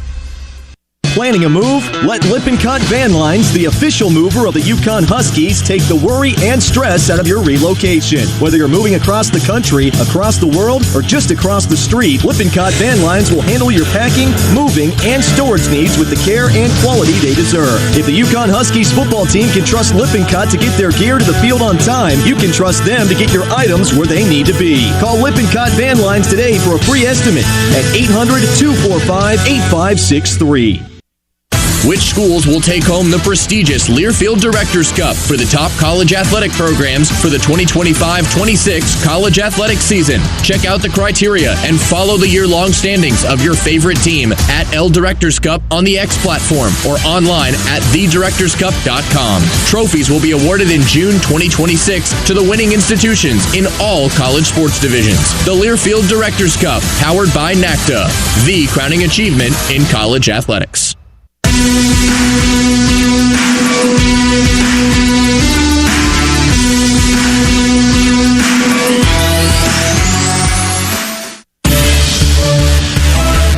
Minutes are in the books. This is the Husky Halftime Report. Coming up, we'll recap the first half and check scores from across the country. Now, let's go to the Learfield Network studios. The 11-point lead for third-ranked UConn over 7th-ranked BYU, 43-32 at the halftime respite. Luke Hallett with you inside the Learfield Network studios, getting you caught up on Big East basketball action. Each and every game in the conference, aside from one, has gone final. Run you through those. Maryland over Marquette, 89-82 today, behind 18 points from Isaiah Watts.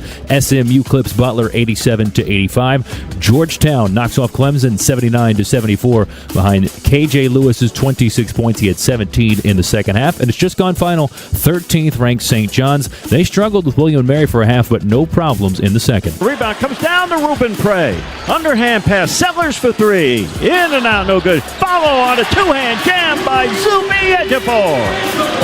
Using their size, strength, and athleticism in a big-time way. That's John Minko from Learfield on the call. St. John's wins by 33, 93-60. They outscore William & Mary by 28 in the second half. We'll bring you scores from the top 25 when we come back. Huskies lead the Cougars 43-32 at the break. This is UConn basketball presented by Brown Paint, Harrison Scott from Learfield. UConn fans, when it comes to sports injuries, do you know where the Huskies go? UConn Health, Connecticut's only public academic medical center. Our doctors advance research and train future generations of healthcare experts. All while offering the latest injury prevention, treatment, and performance improvement. UConn Health. We're delivering care that changes the game for athletes and for everyone. Learn more at uconhealth.org. Welcome to the Chevy Lightning Round. Guess the clues to win. First team, you're up. Powerful, commanding, unstoppable. Silverado. Adventurous, fun, techie. Trailblazer. Stylish, nimble. Tracks. Innovative, electric. Blazer EV. Lightning Round champions. You've guessed all the right Chevy clues. Wherever the year takes you, explore it together in the Chevy of your choice. Visit your Connecticut Chevy dealers. Mike Rowe here with a random fact. More than half of the homes that have basements in North America will experience water damage. It's true. Whether it's basement moisture, flooding, or bowing walls, do yourself a favor. Call Groundworks. I spent some time working with these guys. They're the real deal. Their people are trained and certified to waterproof your basement and stabilize your walls. Groundworks, preferred foundation repair company of UConn Athletics. Licensed in all states where work is performed. See website for details. A true teammate takes on every day with a winner's attitude, gets up when they fall down, and leaves it all on the field. There's a group of teammates who do all these things every single day. But they're more than your typical athlete. They're kids facing unthinkable medical circumstances. Team Impact matches children facing serious illness and disability with college sports teams, creating a long-term, life-changing experience for everyone involved. Join us in the movement to get all kids in the game. Visit teamimpact.org to learn more. Team Impact. All in, all together.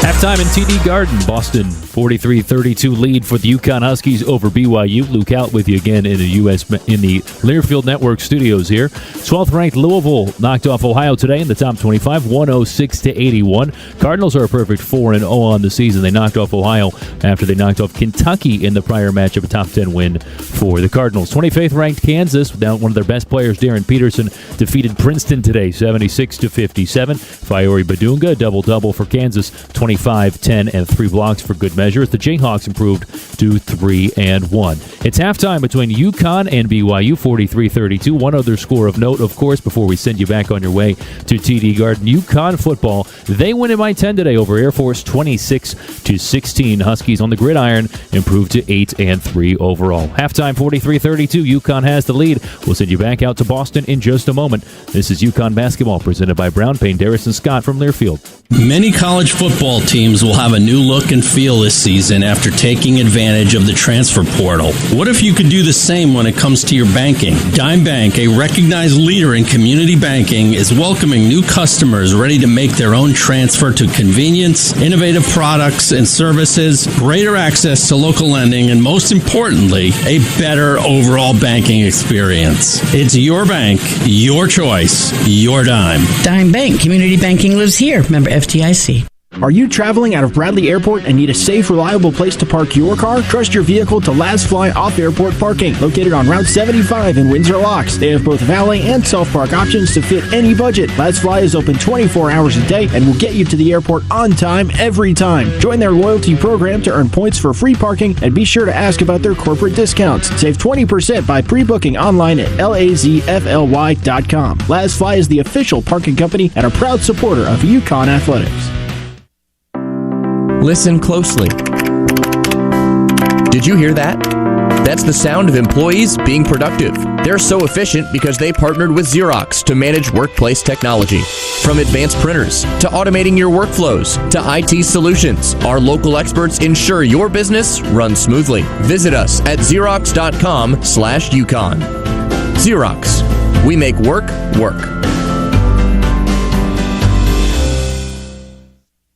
When you're on the move and looking for nonstop college sports action, get the Varsity Network app and take the game with you everywhere. Stream live play-by-play from schools across the country right from your phone, free. Catch hundreds of weekly podcasts, including shows from your favorite teams, all in one place. From football Saturdays to midweek hoops, it's your all-access pass to the college sports world. Whether it's game day or just your daily drive, the Varsity Network app has you covered. Download now and listen live for free on the Varsity Network app.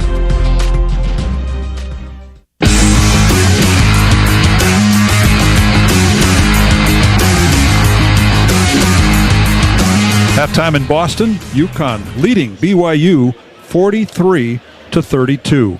Huskies led in scoring by Terrace Reed Jr., Alex Caraban, and Silas Demery Jr. They each have 11 points in the first half. Jalen Stewart started, had no points, but did have 3 assists. Solo Ball had 5 points, and off the bench, Malachi Smith didn't score, but he had a team-high 4 assists.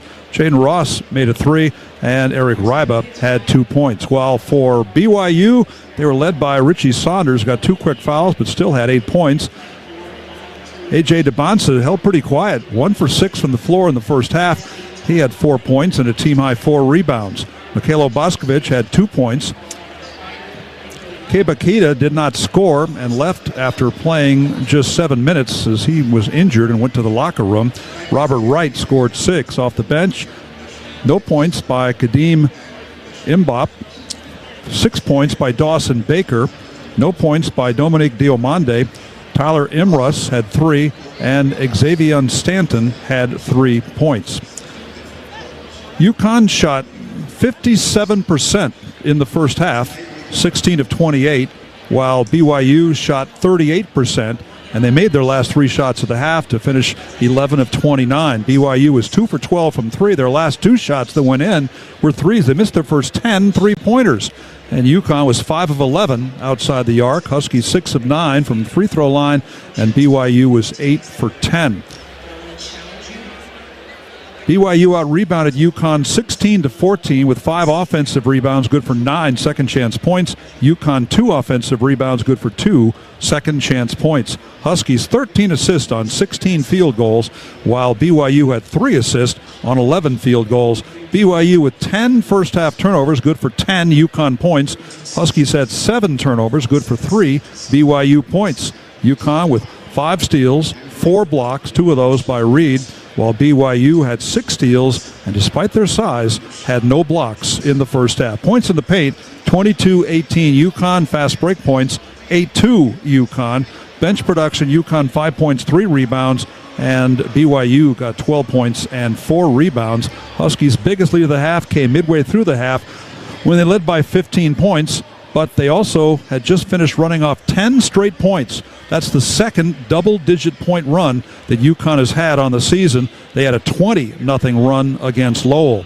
So the Huskies on top, 43-32 at halftime in this Hall of Fame series. Also in the Hall of Fame series last night in California, Inglewood, 5th-ranked Arizona beat number 15 UCLA 69-65. UConn and Arizona tangle on Wednesday at Gamble.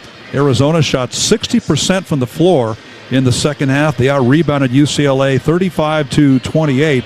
And a guard, Anthony Bellorso, had 20 points off the bench for Arizona. And also Jaden Bradley had 15 points, 4 rebounds, and 3 assists.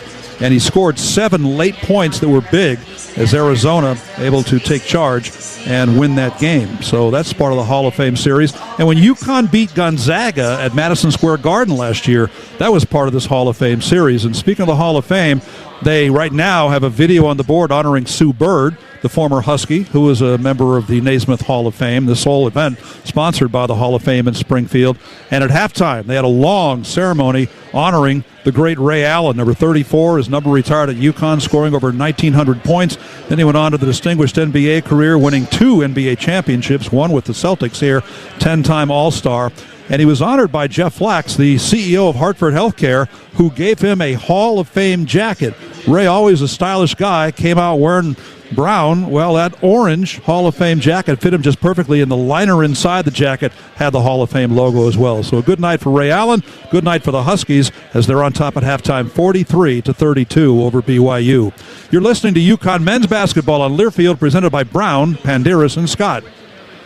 Power Station Events is the official production partner of the UConn Huskies, the ultimate one-stop source featuring audio, video, lighting, staging, talented DJs and musicians, photography and videography, stunning decor and florals, and much more. As we celebrate our 40th anniversary, we want to thank UConn Nation as we look forward to the next 40 years. Visit us at PowerStationEvents.com and let us help you plan your next awesome event. Hey, it's Mike Monaco. And Chrissy Monaco. You know, champions choose Monaco Ford. Just ask UConn's Alex Caravan and Ashlyn Shade. They count on Monaco Ford for performance, reliability, and a team that's got their back. From the tough F-150 to the versatile Explorer and the thrilling Mustang, we've got the lineup built for winners. Visit us in Glastonbury or Niantic today. Or start your deal online at MonacoFord.com. That's MonacoFord.com. When you start your day, be ready with Eyewitness News. Ready with your first alert to weather changes so the whole family's prepared. Ready for breaking news to keep your family safe. Ready with a clear look at delays and the best way around them. All so you're ready to start your day. From overnight breaking news to first alert weather and traffic, together every 10 minutes. Be morning ready with Caitlin Newclow, Tracy McCain, Scott Haney, and Caitlin Francis. Eyewitness News this morning, weekdays 4:30 to 7 on Channel 3. Aw, shucks, the game's on TV, but I can't listen to the call of my favorite team broadcasters. Never fear, Sync My Game is here. Sync My Game? Yes, Sync My Game. If you have a DVR and streaming device, head to syncmygame.com from Learfield. It's never been easier to hear the impassioned voices of your favorite radio crew synced with the TV. Wow, thank you, Mr. Just remember, syncmygame.com. This copyrighted broadcast is an exclusive presentation of Learfield under the broadcasting rights granted by the University of Connecticut. Reuse of this presentation is prohibited without the expressed written consent of the University of Connecticut and Learfield. Announcers are provided by Learfield and approved by the University of Connecticut. Welcome back to TD Garden. This is the Hall of Fame Classic, UConn and BYU. And the Huskies with a 43-32 lead at halftime. UConn going 16 of 28 from the field, made 5 threes, while BYU struggled under 40%, 11 of 29, only 2 of 12 from 3. But it's much more than just shooting the basketball. It's UConn running the break, scoring 8 points there, and in the paint, 22-18 the advantage, and 10 points off turnovers, which I think will be a category where UConn will be improved this year because they have players with speed who can get up the court and finish and take it away. And that is a key because BYU had 10 turnovers in the first half. UConn had 10 points on those turnovers. I think another key was the fact that the highly touted freshman A.J. Dabansa did not do much in the first half. 1 for 6 on the floor, missed a three-pointer, did have a team-high 4 rebounds, had 2 turnovers, no assist, 1 steal. I'm sure that's exactly what UConn would like to have continue in the second half. But remember on Tuesday when they beat Delaware, they missed their first 10 three-point attempts of the game and finished the second half 11 of 20. Well, BYU made its last 2 threes of the half after missing their first 10 three-point looks. UConn hoping that three-point look doesn't start to find its range in the second half for the Cougars. And they are a good second-half team under Kevin Young. They trailed 8 times at halftime, and they're now 4-0 after trailing by 5 or less at halftime. They're down here by 11. UConn will inbound the ball. Front court left is where they'll shoot, where their own bench is. Solo ball between the rings, guarded by Richie Saunders. Gives it up to Caravan, high post left of the lane. Caravan now to Jalen Stewart on the left sideline. Stewart kicks it right to Ball. Ball puts it on the floor. They double him for the moment. They get it down low to Reed. Reed turns inside and lays it in. So UConn, good patience, and the Huskies get the first bucket of the second half. Second half starting the way the first half did. UConn got a lot of touches early in the game for Reed. Richie Saunders across the timeline, gives it up to Rob Wright III. Right between the rings, straight on the basket. On a bounce, he gives it up to Boscovich. And now they work it to Dawson Baker, try to drive it by Caravan, can't do it. Dabansa gives it up on a little weave, cutting down the lane, nowhere to go. And a ball knocked out of bounds. Jalen Stewart ran into the dribbler, but there's no foul called. And now there's 1.2 seconds left for BYU to get a shot off. Let's see what they come up with. Front court right, it'll be Wright to inbound the ball on the baseline across from his own bench. First minute of the second half, UConn has the first bucket. Wright gets it in quickly, and Boscovich airballs it, and it's a shot clock violation. That's too bad because UConn was on a run out for a fast break with Jalen Stewart and Silas Demery, but the whistle blew because the shot clock had expired. Well, you talked about the 10 first-half turnovers. Make it 11 now for that good baseline out-of-bounds defense by UConn. Stewart to inbound to Ball. Saunders is guarding him 90 feet from the basket. They get it into Solo. Back to Jalen Stewart across the timeline. Stewart on the right sideline. Outside the arc, skips it to Ball. Top of the arc. Guarded closely by Saunders. Skips it left to Demery on the left sideline in front of the UConn bench. Demery puts it on the floor. Now Caravan back to the basket, guarded by Dabansa. Back to Demery. They're down to 8 to shoot. Demery goes baseline, bounce pass beautifully to Reed, and Reed puts it in. A little push shot from about 5 feet away. UConn 47-32. Good patience that time by the Huskies. Now Saunders to the basket, and he's fouled by Ball. That's his third. So Saunders puts a lot of pressure on you.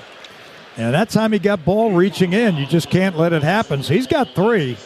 And that means Jaden Ross is going to have to sub in for him. He's a guy who leads them in steals, leads them in points per game at 20, and leads them in rebounds with 7. So that's a huge factor. So Saunders will go to the free throw line. Coming in had been 10 of 11, but he misses that one. He had gone 2 of 2 in the first half. Overall, 8 of 11 by BYU in this one. Saunders' shot rims in off the front rim, 1 of 2. UConn lead 47-33. Demery against three-quarter pressure. He's still in the backcourt. Across the timeline, skips into the far corner to Ross. Ross attacks the rim and two-hands it. Nice feed by Demery. UConn 49-33. Now Wright. Wright tries to blow by Demery into the paint, and Reed reaches in, and he fouls. So UConn's got to be careful reaching in here. That is Reed's second. So now 2 for him, 2 for Jaden Ross, 3 for Solo Ball. Reed had some really good games last year. One in Providence really stands out, but he sometimes got in foul trouble. He played very well in the first half, got a lot of attention at both ends of the court, and only picked up one foul, but again, that's his second. So BYU will inbound the ball to our right. Again, across from their own bench, Rob Wright, who's got 6 points in the game, looking to get it in. And he's having trouble. And he finally gets it in, barely, to A.J. DeBonsa.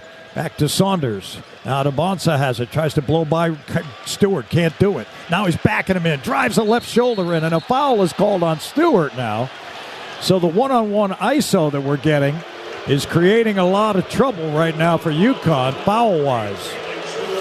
Little trouble with the fans as well. You can hear the boos for that call. So now Stewart has 2. Join the party with 2. UConn's committed 9 personals, while BYU's committed 11. Or 11 for UConn, 9 for BYU, pardon me. So DeBonsa looks to inbound. He gets it into Saunders, launches a 3, no good. Rebounded, though, by Staten. And he's on the baseline. He hands over to Baker for 3, and he delivers a triple. So BYU within 13, 49-36. 2.5 minutes into the second half. Demery between the rings, guarded by Wright, gives to Karaban at the high post, takes a handoff back, starts left. Back to Reed at the high post right. Gives to Karaban for 3. Alex delivers. And Karaban now has 14. He's gone 3 for 3 from 3. UConn 52-36. Huskies 4 for 4 in the second half. Yeah, Wright between the rings, looks to DeBonsa, gets it to him. Karaban off a switch, tried to drive by Reed. Now he puts it up, dumps it down low to Staten, and he puts it up left-handed. It's no good. And Reed is fouled by Staten that time. And that's just good positioning by Reed. He had the inside portion of the green paint, and he was fouled as Staten went over him. The other end, Terrace Reed picked up his first assist of the game as he gets that kick-out pass to the captain, Alex Karaban.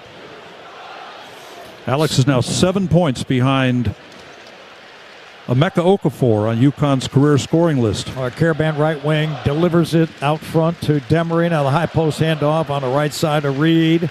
Reed sets the screen, looks for help, puts it on the floor, tries to drive to the basket, powers inside, and he's stripped by Baker, and a steal by Ross, and a foul is called on Ross. Now he's got 3, so this is not a good start to the second half for UConn, and he's opening 3.5 minutes. Well, there's been a lot of good things that Terrace Reed Jr. has done in this game. He's 7 for 7 from the floor. He's got 3 rebounds, but a couple of times he's tried to put the ball on the floor from the perimeter and drive the lane, and he leaves the ball behind. All right, DeBonsa across the timeline, left to right, straightaways, guarded by Stewart. Gives it up on a high bounce to Baker. Baker on the right wing. Got Karaban guarding him. Gives it up to Wright. Wright step back jumper, and that's good. So BYU starting to light it up from the perimeter. 52-39 UConn. Back the other way, Ross for 3. And Ross delivers a triple right in front of the coach, Dan Hurley. And now BYU wants a timeout. Silas Demery's 6th assist, and Wright gets the three-pointer. UConn inbounds the ball and gets it down court in a hurry before the defense was set. Yeah, great counter. UConn leading 55-39 is with 16:10 left. I think they're saying it's a 30-second timeout, but they're going to turn it into a full timeout. The under 16, I believe, is what they've been doing the last couple seasons. This is UConn's biggest lead of the game. So I think we'll take the timeout, right? How'd you like to be able to listen to us while synced up to your TV in the comfort of your own home? Go to syncmygame.com, syncmygame.com to find out how. From Brown Paint Harrison Scott, this is UConn men's basketball on Learfield.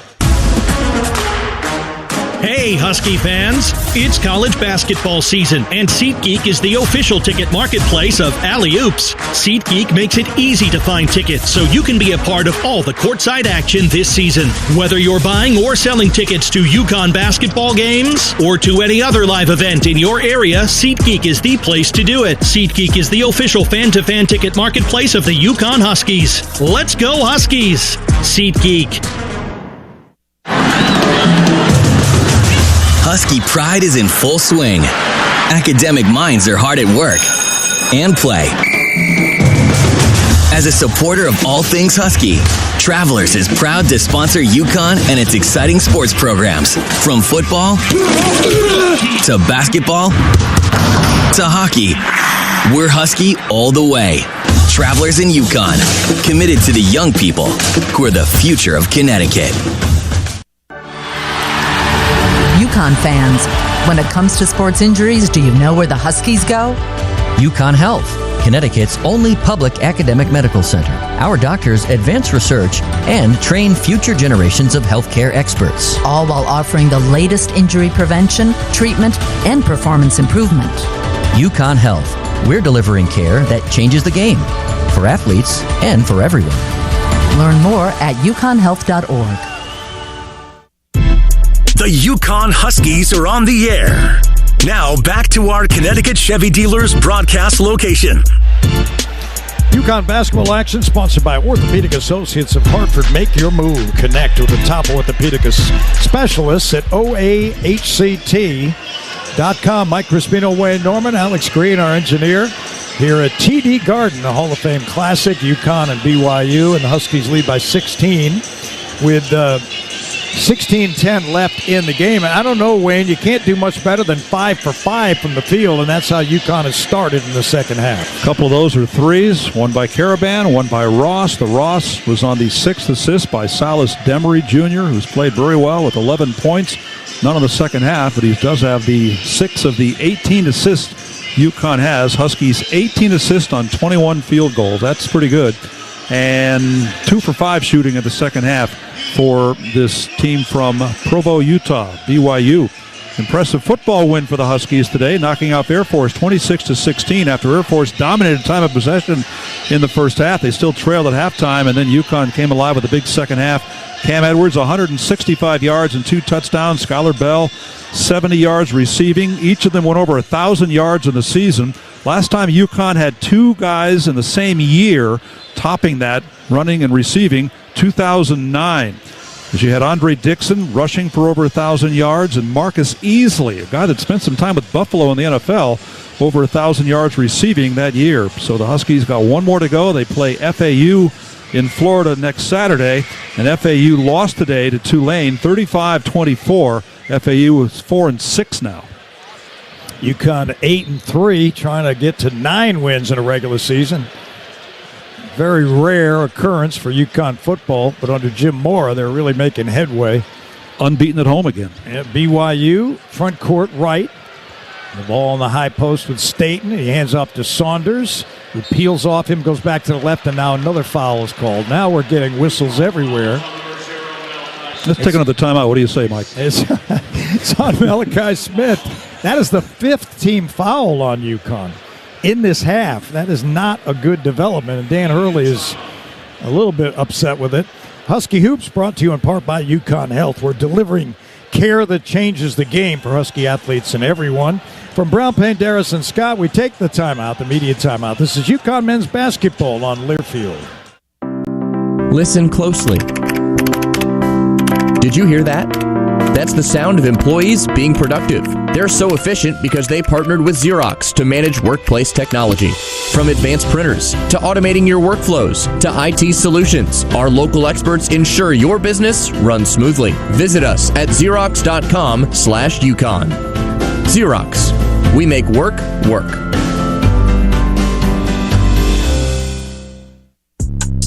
From the Berkshires to the Long Island Sound, this is the UConn Sports Network from Learfield. And here's Heather with the weather. Well, it's beautiful out there, sunny and 75, almost a little chilly in the shade. Now, let's get a read on the inside of your car. It is hot. You've only been parked a short time and it's already 99 degrees in there. Let's not leave children in the back seat while running errands. It only takes a few minutes for their body temperatures to rise, and that could be fatal. Cars get hot fast and can be deadly. Never leave a child in a car. A message from NHTSA and the Ad Council. You took the first step and quit smoking, but even former smokers may still be at risk for lung cancer. That's why SaveByTheScan.org wants you to know about a new low-dose CT scan that can detect lung cancer early. It takes only 60 seconds and could save your life. You took the first step, now take the next. Visit SaveByTheScan.org for a simple quiz to see if you're eligible and talk to your doctor about screening. SaveByTheScan.org is brought to you by the American Lung Association's Lung Force Initiative and the Ad Council.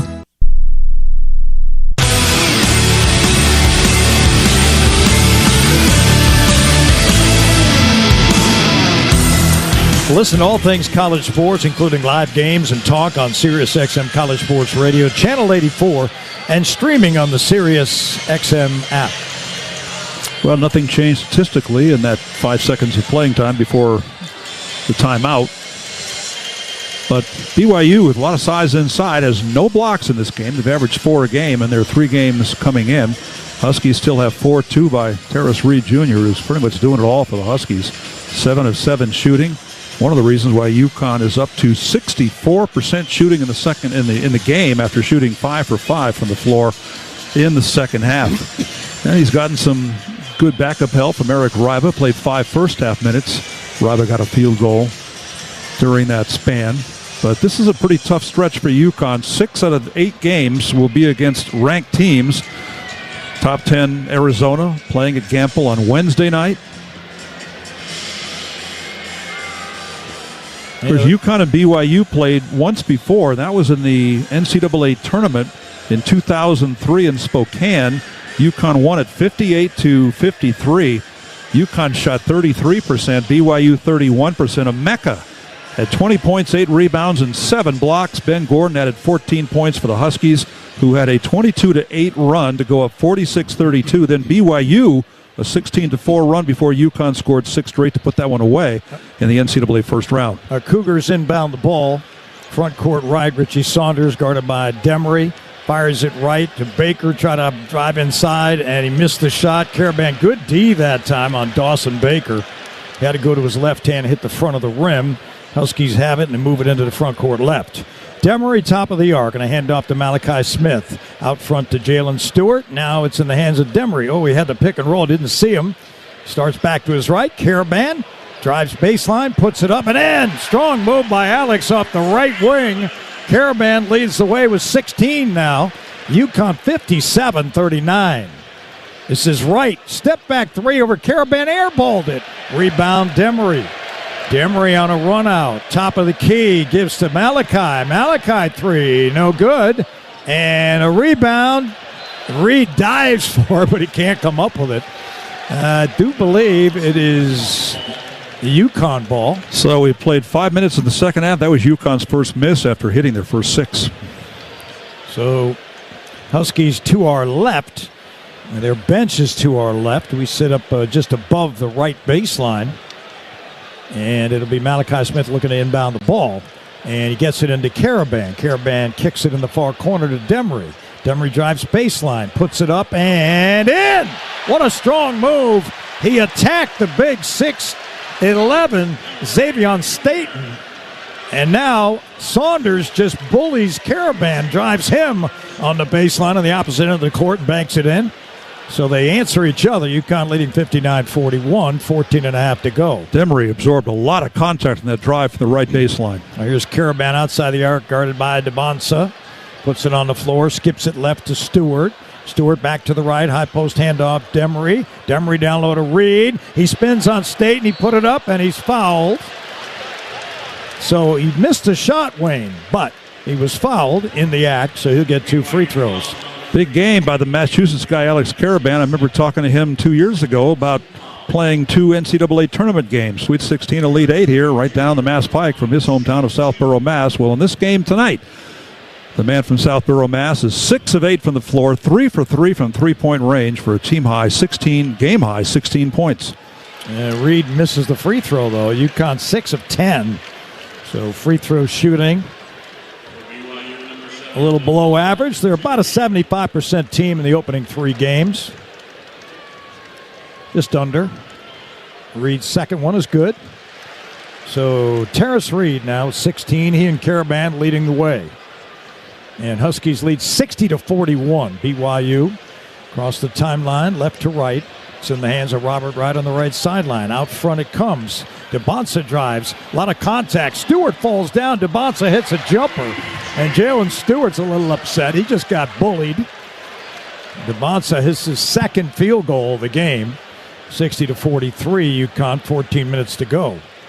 This is Demery between the rings, straight on the basket on a bounce to Malachi Smith. Malachi guarded there by Dawson Baker. Gives it up to Stewart. Now it's Caravan on the baseline. Back out front to Malachi Smith. Smith drives baseline. Gives back to Caravan. Now Smith's hand. He drives it on a floater. No good. And a rebound. Saunders did a good job, but then he lost it. Saunders outfought Jalen Stewart for the rebound, and then he lost the ball. And Solo Ball's going to come back in here playing with 3 fouls with 13 minutes and 30 seconds to go. He went out at the 18-24 mark. He's had a quiet game so far. 2 for 5 from the floor, 5 points, 1 for 4 from 3. UConn will inbound with 20 seconds to shoot to our left. Demery in the far corner across from the UConn bench. Looks it over, skips it out to Caravan on the right sideline. Back to Ball on the left side, and now it's in the hands of Malachi Smith. Back to Solo. And now Caravan right wing, back to Solo. 10 to shoot. Malachi Smith spins it right off the screen of Caravan, gives it a Ball. Ball lost it, regains it. Now they're down to 5. Reed's got to go to the basket. He puts up a tough shot, missed it, but Caravan's there on the weak side. Caravan banked it in. You can't leave him alone. He's got 18.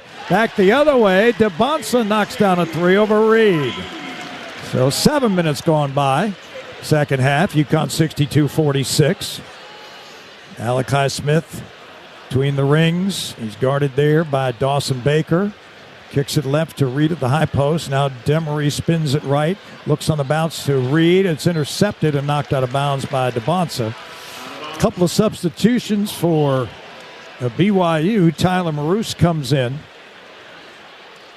And let's see, Dominique Diamande comes in as well. So Rob Wright will come out of the game. DeBonsa's been pretty quiet, 1 for 6 in the first half, but just came up with back-to-back field goals. He's 1 for 2 from 3, and the big freshman was 2 for 7 coming in. So he's a matchup problem because at 6'9", he can take you inside, he can take you outside. All right, Rybo's come in to replace Reed. As Malachi's having trouble, he gets it into Caravan on the right sideline. They work left the ball. Ball drives it inside, lost the dribble, and Malachi now trying to steal from Saunders, but here comes BYU. DeBonsa with a 3, in and out, rebounded by the Cougars, and they come up with it. It's loose, it's kicked around, and then back out front to DeBonsa. He tries to blow by Caravan in the paint, and it was a foul on Alex. So 12-21, and BYU's getting UConn into their kind of game here a little bit. A lot of one-on-one stuff. And Ball turned it over. The last time down for UConn, that is 9 turnovers for the Huskies. But UConn a moment ago had a 20-point lead, 59-39. All right, they work it to Saunders. He puts up a 3, missed it. And a rebound up, no good, but a foul has been called. And that was Kadeem Maboop. And so I believe he's going to go to the line here. That is the 6th team foul on UConn. BYU's only committed 2 in the opening 8 minutes of the second half. So Dan Hurley's got something to think about now, because BYU's going to be on the line here quite a bit in the last half of the second half. Malachi Smith picking up his 3rd.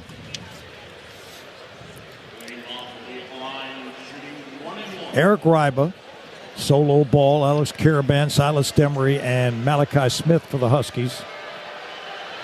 Front end of the free throw, no good. Ryba gets the rebound, and he pitches it over to Demery. Demery across the timeline.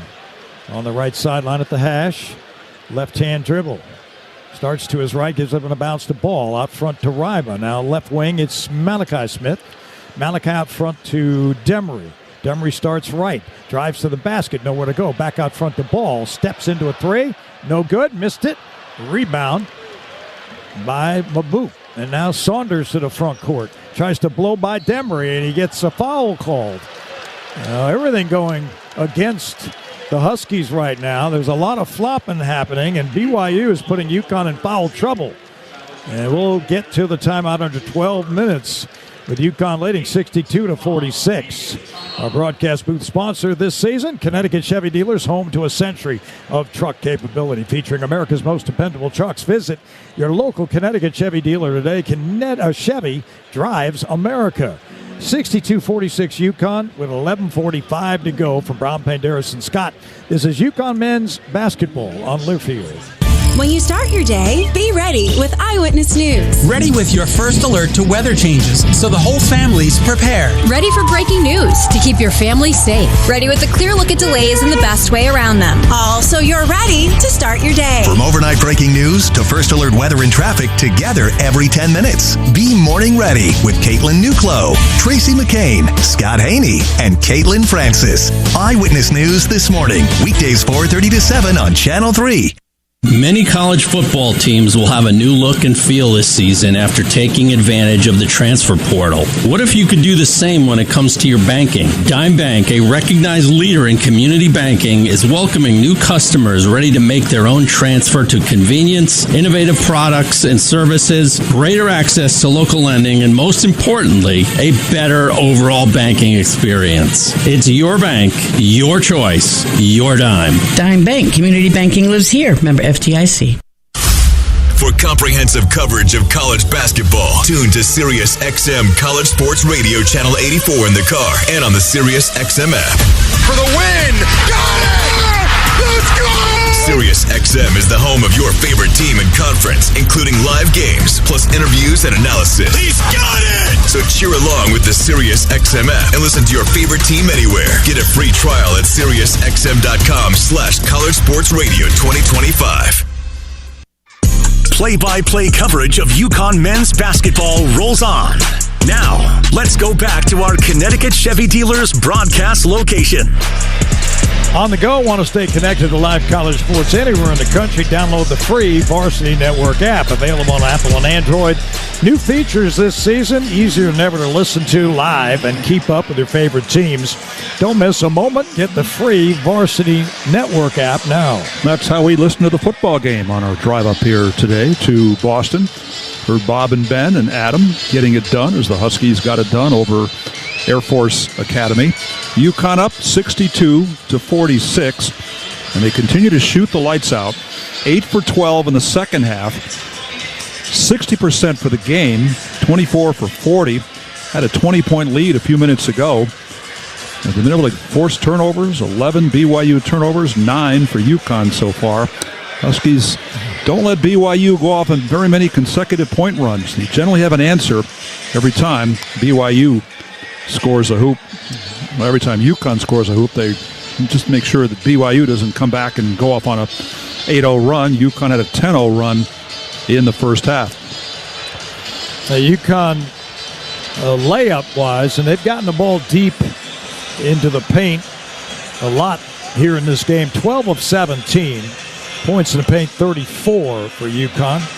And it's part of the reason they lead by 16, and they're doing it without Solo Ball's offense. He's 1 for 5 from 3. Solo with 3 turnovers, 2 assists, 3 rebounds, but he hasn't been his usual stellar self on the offense. But, Wayne, what we're seeing is guys like Jaden Ross is starting to have an impact on the offense. He's got 8 points, 3 for 4, and he made a couple of threes. Yeah, he's been a factor. I think he's also a factor on defense. They've had him on Devonsa a couple of times. He's been moving around on the perimeter, but nonetheless, he's been much more valuable this year than he was last year. NBA tonight, Cleveland beat Memphis 108-100. Cam Spencer, the 2024 UConn national champion, played 19 minutes, 3 points, 3 assists. He spent much of the day a couple of days ago at UConn practice. And so Richie Saunders comes to the free throw line. They had just played in Boston, so came down to Storrs. Saunders off the front rim and in. And BYU creeps 1 point closer, now 2 points closer. Saunders leads the way with 13, and the score 62-48. UConn with 11:40 to go. Ball hands to Demery, gets it back on the right sideline, front court left, back out to Demery, and on the left wing to Malachi Smith, back to Demery. He's on the right wing, foul line extended with a left-hand dribble. They're down to 10 seconds. Ryba sets him a screen. They work the perimeter. They had him open. Malachi Smith instead drives to the basket and draws a foul. I mean, you got to get the ball to Ryba. We had a perfect view of that. And Malachi just didn't see him, which seems impossible to me when a man is 7'1". So the foul is on Dawson Baker. He picks up his second foul. And so Demery comes out. Jaden Ross comes in. Here's Ryba at the high post left.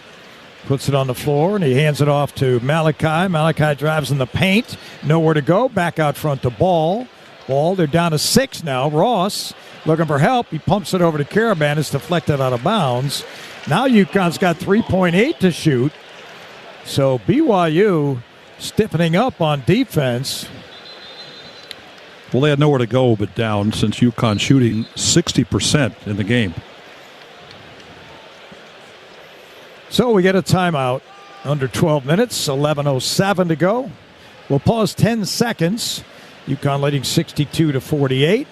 For Station ID, you're listening to UConn men's basketball on Learfield, presented by Brown, Penderas, and Scott.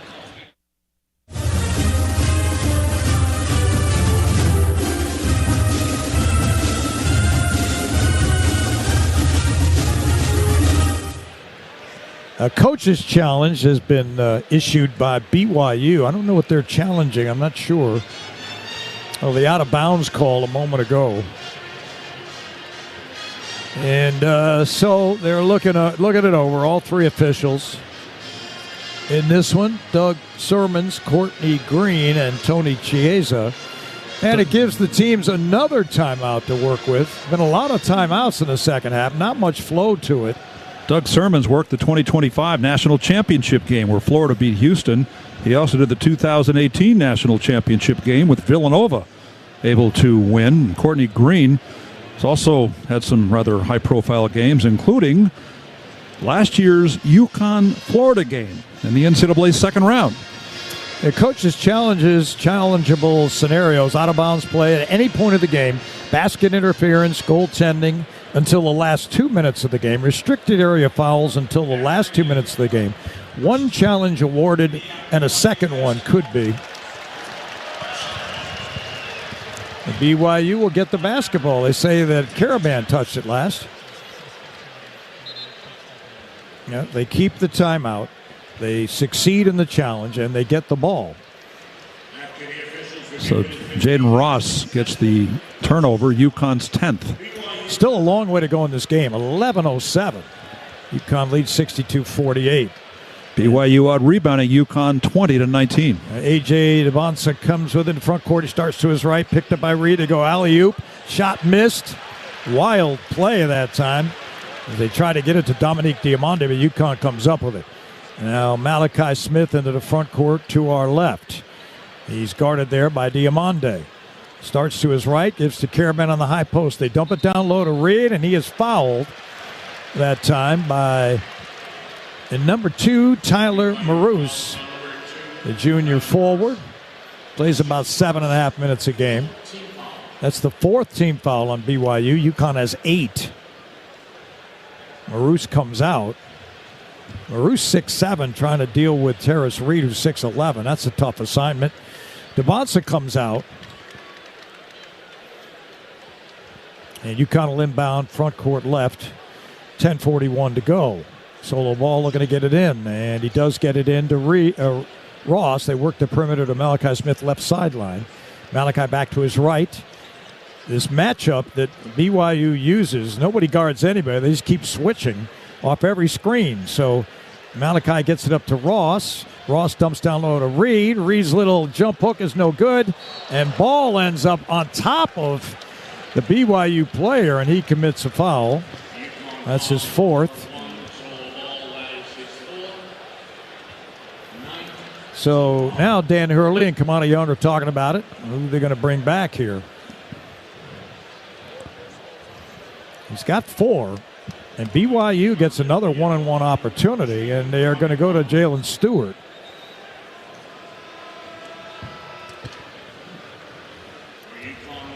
Solo has not been shooting the ball, no pun intended, well this year. 2 for 6 in this game in 20 minutes. 20 foul plague minutes. All right, front end is good. Rolled in off the right side of the rim. That time for Dominique Diamande. Same name as that UConn linebacker who came up with 13 more tackles today. He's had 14, 14, and 13 in 3 consecutive games. He's really stepped up. Diamande makes both.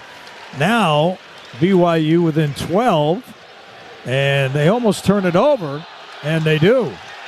As they inbounded in Malachi Smith, and UConn commits a turnover. That was forced by BYU's full-court pressure, so now they've slowed UConn down to a crawl here. 7-0 run for BYU in under 3 minutes. UConn has not scored in 2:48. Well, a 7-0 run, the last 2:44, all free throws. That's the longest run of the game for BYU. They inbound it, front court right. It's Saunders for 3, no good. Rebound Reed. Outlet Demery. Demery front court, pulls up left wing. To our left, now back behind the screen of Reed. Lost it, regained it, gives to Terrace. They triple team him. They're hacking him.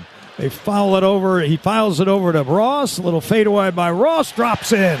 Jaden Ross has really provided a lift for UConn. He's got 10 points tonight. Reed did the right thing. Triple teamed on the left side of the lane. Pass it back to the right where nobody's at. All right, drives. They go on the baseline and they work it in the perimeter. It's in Dawson Baker's hands. He drives inside, nowhere to go. Kicks back to right. Right for 3. It's good. So BYU within 11, 64-53. 9.5 to go. Demery is fouled on the perimeter. And that is the 15th foul by BYU. That's not a smart foul. Demery was 50 feet from the basket, or 40 anyway. Just a lazy reach-in by number 24, Dominique Diamande. So there are 2 guards who got so much attention, did so well in the game on Tuesday. They've combined now for 25 points. Wright's got 12. Saunders has 13. They inbound it to Ross.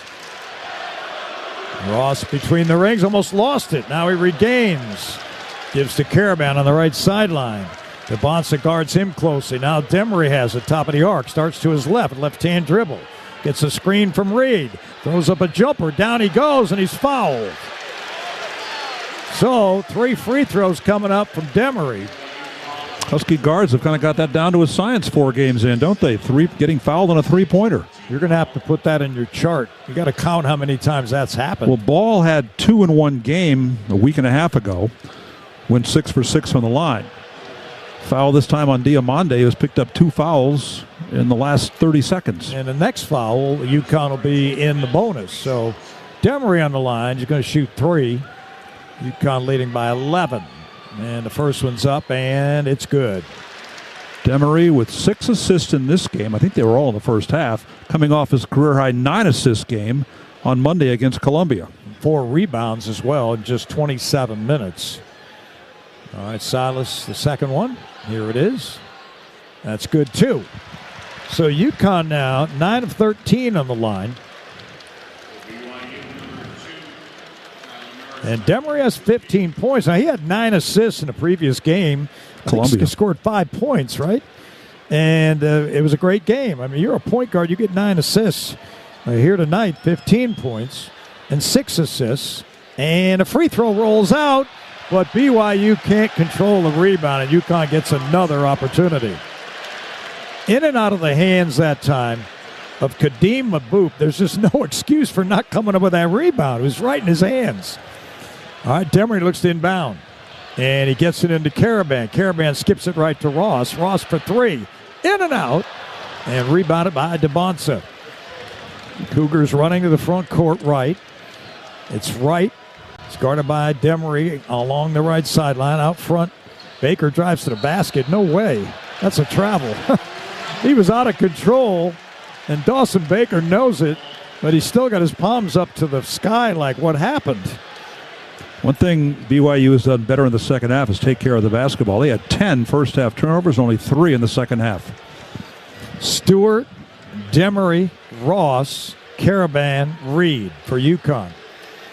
Demery walks it across the timeline under 9 minutes to go. UConn by 13. Demery top of the 3-point arc. UConn trying to set up their offense. Demery now starts left. Fires to Caravan for 3. Alex, bang. Caravan, long range for a triple. UConn by 16. Now right, he attacks Demery into the paint. Nowhere to go. He bumps him and lays it in. Strong move by Rob Wright.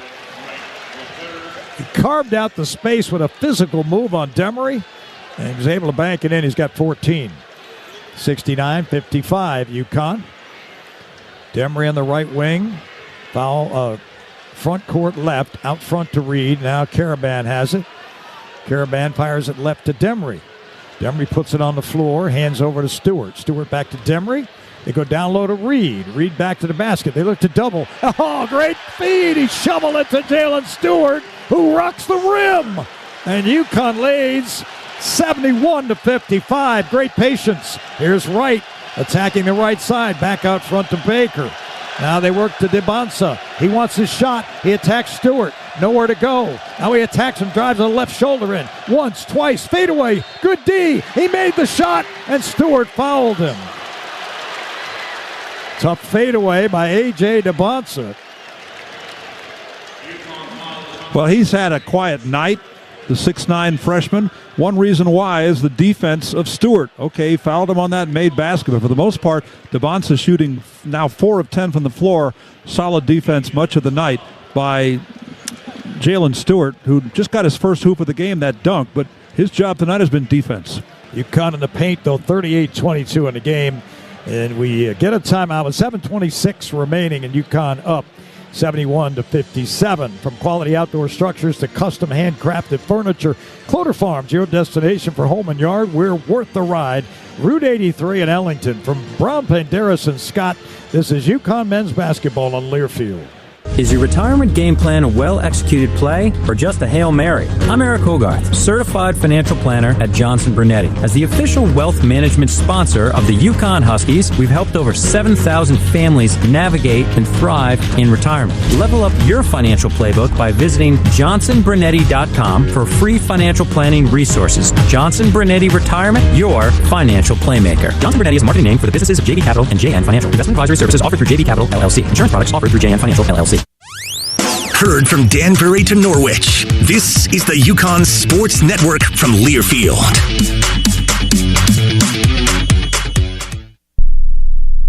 In sitcoms, when someone has a problem, they just blurt it out and move on. Well, I lost my job and my parakeet is missing. How was your day? But the real world is different. Managing life's challenges can be overwhelming. So, what do? We get support. The Huntsman Mental Health Institute and the Ad Council have mental health resources available for you at loveyourmindtoday.org. That's loveyourmindtoday.org. See how much further you can go when you take care of your mental health. Snakes, zombies, sharks, heights, speaking in public.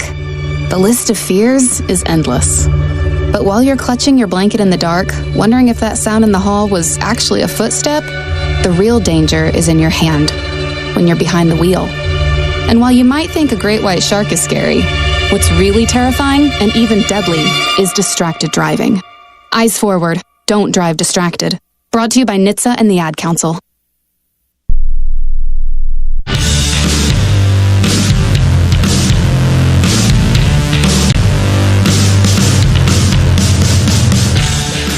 Wednesday night, we're back at Gamble, another big non-conference clash. This time the Wildcats of Arizona are in. Join us for all the action.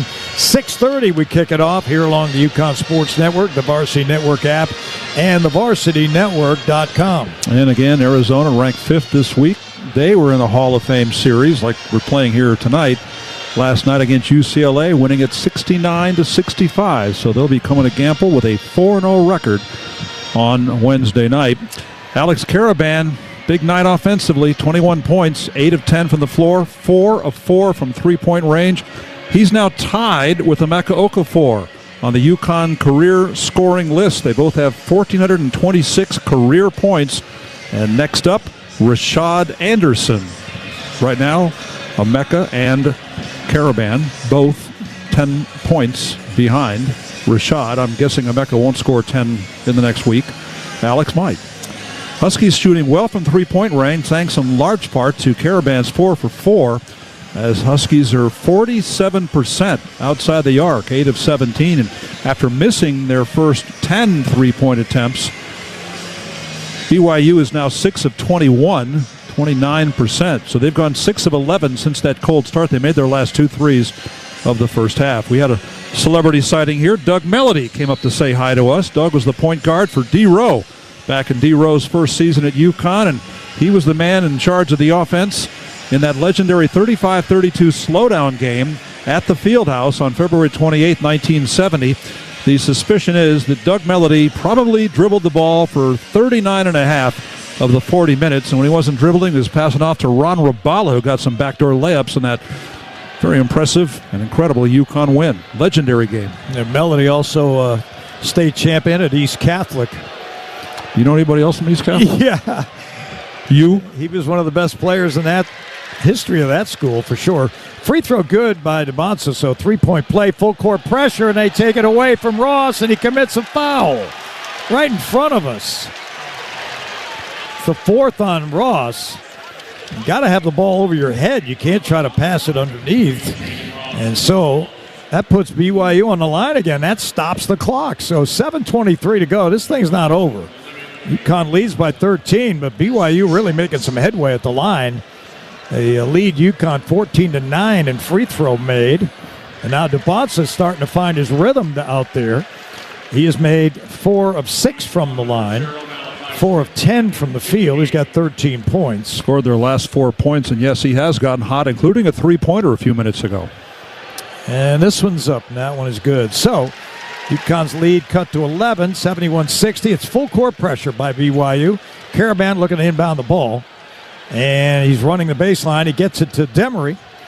Demery on the left sideline, double team. They're double teaming everything. Ahead to Malachi Smith, and Malachi back to Demery into the front court. He's on the left sideline, and UConn will go to work on offense. Here's Malachi on the left sideline, foul line extended with the basketball. A screen by Stewart. Malachi cuts right and fires to Caravan. Caravan now guarded by Saunders. Double team for the moment outside of Smith, and a jumper by Demery is short. Rebounded by DeBonsa, and here comes BYU again. DeBonsa, top of the arc, guarded by Jalen Stewart, tries to blow by him, and Stewart fouls him. So now BYU is slowing things down. They're going one-on-one. They're getting UConn in foul trouble. That's the 4th on Stewart. They got 4 on ball, so now UConn's got to get really tightened up and connected defensively against this one-on-one onslaught that BYU's putting together here. Ross also has 4 fouls, so 3 Huskies with 4 fouls right now, and a couple of those are guys who've been guarding DeBonsa. And the free throw goes in. So DeBonsa finding his way at the free throw line. That's what the great players do if they can't score it from the field, and Saunders has done that as well.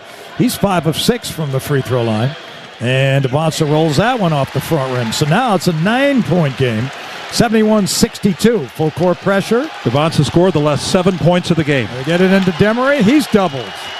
And now Demery back to Caravan, ahead to Stewart, and Stewart to Reed, and Reed dunks. So the Huskies beat the pressure, and they get a dunk. Reed with 16. Back the other way. Here come the Cougars. On the left sideline, right, guarded by Demery. Gives to Saunders. He's got Malachi Smith in front of him. Saunders backs away. Starts to his right. Switching, Stewart has him. He goes to the basket. He puts it up and in. Left-handed Saunders. And it's 73-64 UConn. Still 6:10 left. Here's Demery, double-teamed, in trouble. Gets it to Caravan. Ahead to Stewart. Stewart dribbles up the left wing, and he holds there. And they start their offense. Kevin Young is over on the UConn side of the court. I think he's getting a warning here, I believe. Second-year head coach of BYU. Yeah, I mean, he is on the other side of the court. There is a coaching box over there, believe it or not. Is that a backcourt violation? I don't know what that is. I mean, he's coaching his team from the UConn side of the court. You just can't do that. Doug Sermon's pointed it out to him. Huskies get it into Demery. Demery, left wing, starts to his right. Picked up by Saunders on a switch. Back to Caravan. Caravan holds, puts it on the floor. Back to Demery. Demery starts right. Drives inside, goes to the basket. He got hit. Comes back to him. Malachi Smith floats it up and missed the shot. It's loose, and it's off of UConn, and it'll be BYU ball, I believe. Well, it would have been a shot clock violation anyway because those two shots didn't hit the rim. Yeah, I think that's what happened. So it'll be BYU with the ball, 5:37 to go, and they trail by 9, 73-64. Rob Wright into the front court. Each team with 13 turnovers. Now Beyonce back to Saunders. He attacks Caravan, nowhere to go. He ducks inside, and he lays it in. So Saunders has really come alive, and he's got 17. Here's Demery. Huskies against the pressure, ahead to Stewart, and he threw it away. He threw it over the head of Reed, and so UConn calls the timeout. This thing's getting edgy. UConn only up 7. They were up by 20 at one point. 59-39. So BYU with the full court press has caused problems. UConn's been able to score once on a dunk, but turnovers now. 14 by the Huskies as they lead by 7, 73-66. BYU's made its last 5 shots. UConn had played very well defensively until these last couple of minutes, although BYU has shot better in the second half. They're on an 11-2 run, and that run has been fueled by DeBonsa, who scored the first 7 points of the run, and now Saunders has the last 4 points of that 11-2 run. So Dan Hurley try to gather the troops up and calm them down. Remember, full court pressure last year hurt UConn in a couple of games. One lost to Creighton at home and another one to St. John's. St. John's twice hurt UConn with full court pressure. Well, the Huskies are getting a dose of that from BYU here, and they haven't handled it very well. BYU's outscored UConn in the second half, 34-30. And they had a good run in the first half, too. UConn turns the pressure on them, and they get it to Saunders. Now Wright across the timeline. He's guarded by Demery. Drives to his right. Demery cuts him off. Now into the paint. Nowhere to go. Good D by Demery. They got to kick it back outside to DeBonsa. He attacks Ross. Into the paint. Fades away. Made it. So DeBonsa putting a show on now. Got 18 points. And now it's 73-68. I thought Ross had a hand right in his face, and he still shot it over it. Well, he faded away. That was a great play by him. And DeBonsa, who had 1 for 6 and 4 points in the first half, really turning it on. Here's Caravan to the basket. He laid it up, no good. Rebound, Reed, and he got hit, and he landed on his back, and he's in some pain. He got undercut that time, and that is a dangerous, dangerous thing. That was a big boy rebound, though, as Caravan missed the driving layup, and there was Reed on the left side of the hoop. Yeah, I don't like that, though. I don't like a guy undercutting a man who's jumped off the ground. He's helpless up there. And that was a BYU play that Rob Wright. Yeah, that just was not good, sportsmanlike to me. And now you got to shoot free throws when you're shaken up. All right, so Reed will go to the line. He'll shoot 1 and 1. He's been great, but he's 2 for 5 from the line tonight, 18 points, 8 of 10 shooting. In fact, Reed and Caravan have combined to shoot 16 of 21. All right, so Reed on the line. Front end, 1 and 1. Yeah, Wright did that on purpose. He made the free throw. We just saw a replay. Wright stepped in and hipped Reed while he was off the ground. Not good. Gets another free throw. Here it is. It's good. UConn 75-68. A man is helpless. You do not undercut him when he's up in the air. Reed's got 20. Reed, Wright with the ball, gives to DeBonsa. He's guarded by Ross, trying to beat him off the dribble. Oh, he ran him over. There's no call. Oh, they call a block. They call a block. Courtney Green. And DeBonsa is going to score the bucket and get a chance for a free throw here.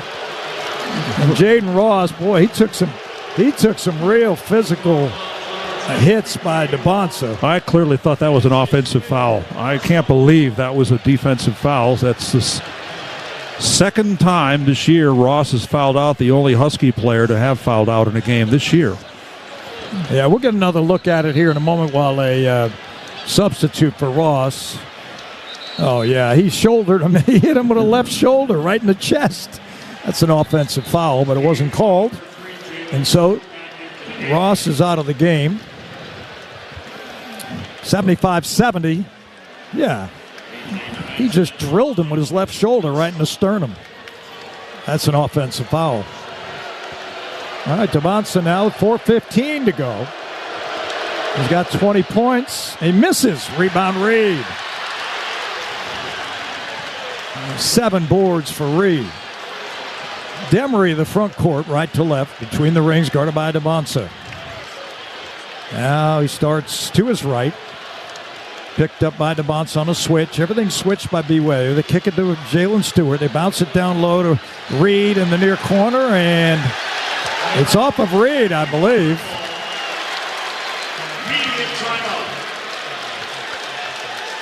So 3:53 to go, the under 4-minute timeout. And Brigham Young will have the basketball as they make a comeback here against UConn. Coverage of the Huskies brought to you by Brown Paint Harrison Scott, the proud full-service law firm partner of UConn men's and women's basketball. With BPS lawyers, you get more than a lawyer. You get a full-service law firm. 75-70 UConn, 3:53 to go in the game here at TD Garden. From Brown Paint Harrison Scott, this is UConn men's basketball on Learfield.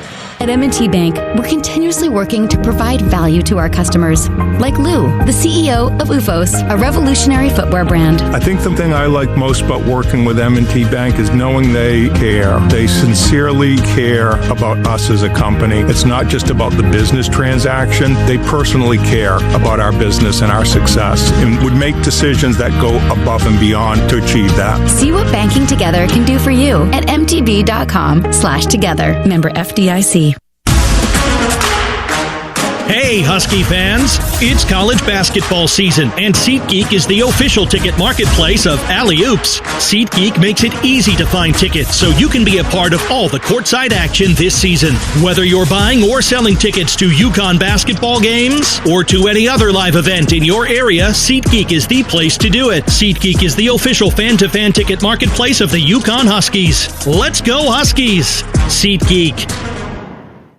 Which schools will take home the prestigious Learfield Directors Cup for the top college athletic programs for the 2025-26 college athletic season? Check out the criteria and follow the year-long standings of your favorite team at L Directors Cup on the X platform or online at thedirectorscup.com. Trophies will be awarded in June 2026 to the winning institutions in all college sports divisions. The Learfield Directors Cup, powered by NACDA, the crowning achievement in college athletics. The Huskies live here. You're listening to play-by-play coverage of UConn men's basketball. Now back to our Connecticut Chevy Dealers broadcast location. Stay with us after the game. The Hart Auto Group postgame show coming up. Highlights, Dan Hurley's postgame interview, stats and scores, courtesy of the Hart Auto Group, a proud sponsor of UConn Athletics, bringing you championship deals every day. You got to drive Hart. Shop in-store or online at hartcars.com. So, 75-70 is the lead. UConn, as BYU has made 7 straight field goals here in the last few minutes, and they are right back in this thing. Right now, they look like they can't miss, and UConn trying to find a way to put some points on the board. Huskies have missed 4 of the last 5 shots, and the only field goal they got in this last run was a press break when they were able to beat that BYU full-court pressure, and Stewart found Terrace Reed for a dunk. Later on, Reed made a couple of free throws after being fouled. Jalen Ross is fouled out of the game. Ball and Stewart each have 4 personal fouls, so Huskies have some defensive issues right now. As their shooting has cooled off, they haven't scored a field goal in the last 2 minutes and 42 seconds. Well, at halftime, UConn had a substantial lead, and the Huskies had committed 9 personal fouls. And now at this juncture in the game, they have 21. DeBanza was 1 for 6 in the first half. He's 5 for 6 in the second half. He's come alive. Yeah, he's the game's high scorer for his team with 20. So the inbound ball to Rob Wright. He's guarded by Malachi Smith. Right to the front court right. Kicks it back out front to Devonsa. He has Silas Demery on him. Now Sanders throws up a three. No good. Rebounded by Ball. Good D by Caravan that time. He was up on him. 4 rebounds by Ball. Malachi Smith, front court. 3.5 to go. To our left. It's guarded by Wright. Skips it left to Demery. Demery being checked by Tyler Maruss. Now here's Caravan on the right wing with Saunders on him. Back to Demery. 10 to shoot. Demery backs away. Top of the arc. Drives past Saunders to the basket. He gets hit and he puts it in. So Demery takes matters into his own hands as he goes to the basket. He's got a chance for a 3-point play here. Give UConn a little breathing room. Nice head fake. Brought 2 guys in the air, including Mboop. I don't know, but Saunders, I think, was called for the foul. He was. That's his third. He had 2 early ones, but he's been taking care of that for the last 20 minutes or so. He's not committed another foul.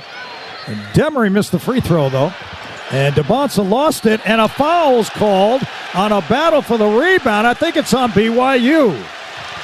And that's the 9th team foul on the Cougars. I think Malachi Smith went under. No, it's Ball. Ball got rocked. He got run into that time. Mboop got him this time. Mboop. So now Ball goes to the line 1-1. So UConn trying to return the favor on the line as BYU got back in this thing from the free throw line, among other things. This is the guy UConn wants at the line. 89% team high on the year. 16 of 18 coming in. These are his first foul shots of the night. Ball makes the first. Well, Solo's been quiet. We've talked about it. 2 for 6. 1 of 5 from 3. That's his first free throw attempt. And he got in foul trouble, too. He's got 4. Stewart's going to come back in. He may substitute for Ball. He makes them both. And let's see. I think he's bringing Solo out. Yes, he is. So offense for defense as Stewart comes in. And Stewart's going to guard. He'll be guarding Devonsa. No, he's guarding Maroos for some reason. Well, probably he's got 4 fouls. Demery's guarding Devonsa. Well, they get it to him. AJ outside the arc, puts it on the floor, starts left, picked up by Caravan on a switch, starts inside, digs a left shoulder and threw his left arm out, and he puts it up left-handed and in. He got away with it. He threw a left arm up, a forearm into Caravan's chops, and he got away with it. And he made the bucket. 79-72, UConn, under 3 minutes to go. Huskies, Demery and Smith working into the front court. They get it to Caravan, back out front to Smith. Now Demery hands back to Malachi, backs away on the right sideline, front court left. Guarded by DeBonsa. Now it's in the hands of Demery, puts it on the floor, into the paint, backs away, 7 to shoot, gets it to Stewart, back to Demery. They got to go somewhere. Here's Demery, step back, tough shot, short, off the rim, rebounded by Saunders. And Saunders sprints to the front court, gives it to Maroos, gets it back on the right sideline, puts it on the floor. Malachi Smith trying to guard him. He can't stay with him. He puts it up left-handed. He missed it and tipped in by BYU, and that was Mboop. And now they're back within 5, 79-74. BYU is under 2 minutes to go. Malachi Smith out at the Celtic logo center court. Starts to his right, picked up by Saunders on a switch. Now Malachi's back to his left, the screen by Caravan. Off the screen of Reed. Smith into the paint, kicks to Demery. Demery into the paint, little fadeaway. Good! On the baseline, 10-footer, that's big. And UConn leads 81-74. Demery, 19. Here's Wright. Wright is open for 3. No! Reed got the rebound. They had it taken away from him. But he's fouled. And BYU is livid. Right in front of the BYU bench, Kevin Young is on the other side of the court, giving the officials all kinds of guff, but gets no warning. This is an awakening for Silas Demery. He's been huge for UConn down the stretch. He's scored UConn's last 6 points, a drive to the hoop, 2 free throws, and the putback. Now it's Reed. He shoots into the UConn student section where the band is. He's got 2 free throws. Mboop gets his 4th foul. All right, Terrace, first one up. Good. Reed has 21. Caravan has 21. Demery has 19. Reed didn't start the game shooting free throws well, but he's hit 3 big ones down the stretch. A second one by Terrace. In and out. And it's rebounded by BYU. 82-74, minute 10 left. Here's Wright all the way to the basket. He lays it in. He beats Smith off the drive, and they're back within 6. They get it into Demery on the right sideline in the backcourt. Now he gets it ahead to Stewart, and Stewie will take his time. They're under a minute to go. And back to Malachi Smith. Here's Demery with it, out near the timeline. Skips it over to Caravan. They're down to 15, 14. Caravan keeps it, gives it to Smith. Smith to Stewart, and the ball knocked out of bounds with 8 seconds to go. 39 seconds left in the game. UConn didn't want to take a shot.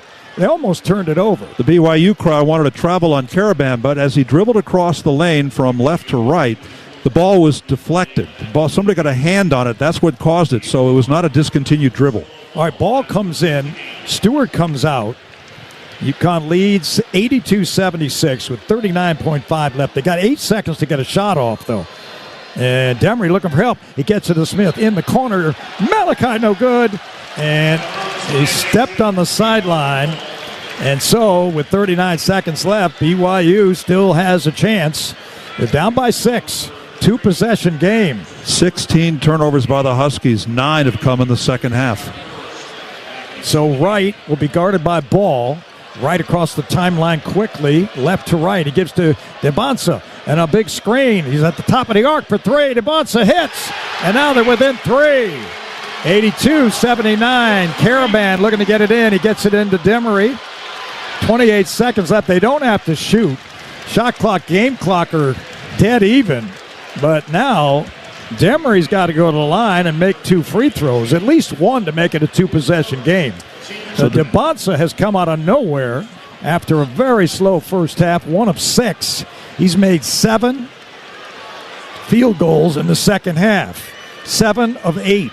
He had 4 points in the first half. He's got 21 points in the second half. He averaged 20 points a game coming in. He also averaged a team-high 7.8 rebounds per game coming in. He's got 6 in this game to share the team lead. All right, Demery's got the first. So it's a 2-possession game. 83-79. But Demery has been so huge down the stretch for UConn. Field goals and free throws. And he's got 20. I think BYU is going to call a timeout after this. Demery's second one is up, and that's good too. 21 for him, 21 for Reed, 21 for Caravan. Here comes Wright to the front court, and they call a timeout with 25.8 left. And UConn leading by 5, 84-79. So UConn led by 11 at half, by 20 later in the second half, hanging on against this BYU team, 7th ranked in the country.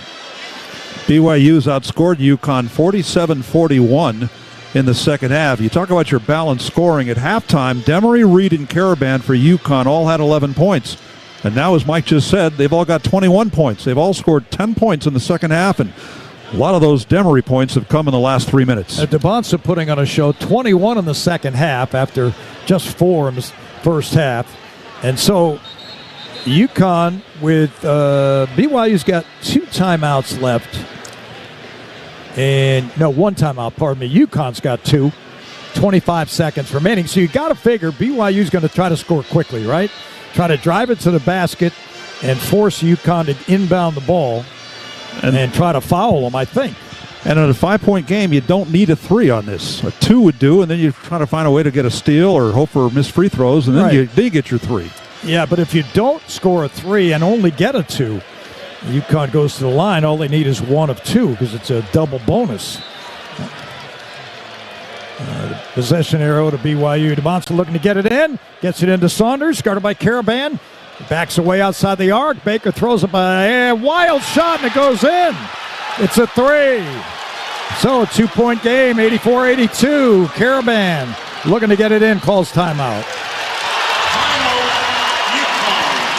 Wow, what a shot by Dawson Baker. He fired up from long range, off balance, and he scored the 3. And now UConn has to get it in. If they get fouled, got to make both free throws to finish the job. Still 20 seconds left. BYU with one timeout. UConn with one timeout. So they're hanging around. They made their last 3 shots, and they've really been hot from the floor in the last 8 minutes of this game. Their shooting for the game is now up to 49%. They were in the 30s for a while. Yeah, they were 2 for 12 from 3 in the first half. They are 4 for 12 in the second half. So same formula they had on Tuesday against Delaware. Missed the threes early and then light them up in the second half, and that's what's gotten them back in this game. And Baker almost got fouled by Stewart, too. That could have been a foul call. I would say the threes got him back in the game, and I would say their full court pressure kind of... Well, they're free throws, too, right? Yeah. A lot of free throws in the second half. So Caravan can run the baseline. Oh, wait a minute. I don't know if he can run the... Yes, he can. I believe so. Saunders is coming out of the game. Hold on. Caravan looking to run the baseline. They try to get it in. They get it into Malachi Smith. And Malachi is fouled after 2 seconds run off the clock. So couldn't get the steal, get the foul, and then hope that he misses. That's pretty much what they wanted, they being BYU. Smith 4 for 8 from the free throw line in 3 games coming in. He's not been at the foul line in this game. So it's a 2-point game. They need this from Malachi Smith. Redshirt senior guard from Bronx, New York, went to St. Ray's. First free throw, no good. Back rim. Now BYU could tie if he doesn't make this, can win the game with a 3.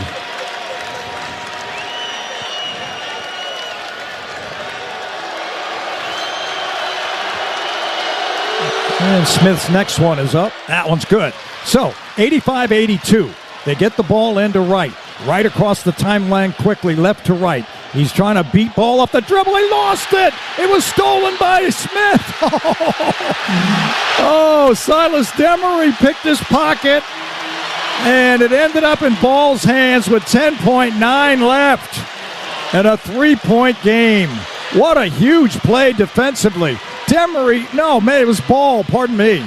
Ball took it away. And then Demery's the one that picked it up after the turnover. So now Ball will try to give UConn a 5-point lead. The stats gave the steal to Demery, but I agree. I think that it was Ball that triggered it, and Demery ended up with the ball. And then the foul on Mboop, who fouls out. This crowd is on their feet. Nobody's gone. Nobody left. Even though UConn led by 20 in this game at 59-39 in the second half. 50 points by BYU in the second half. All right, Ball on the line. First one good. UConn by 4, 86-82, 10.9 left. Jalen Stewart comes in for Malachi Smith.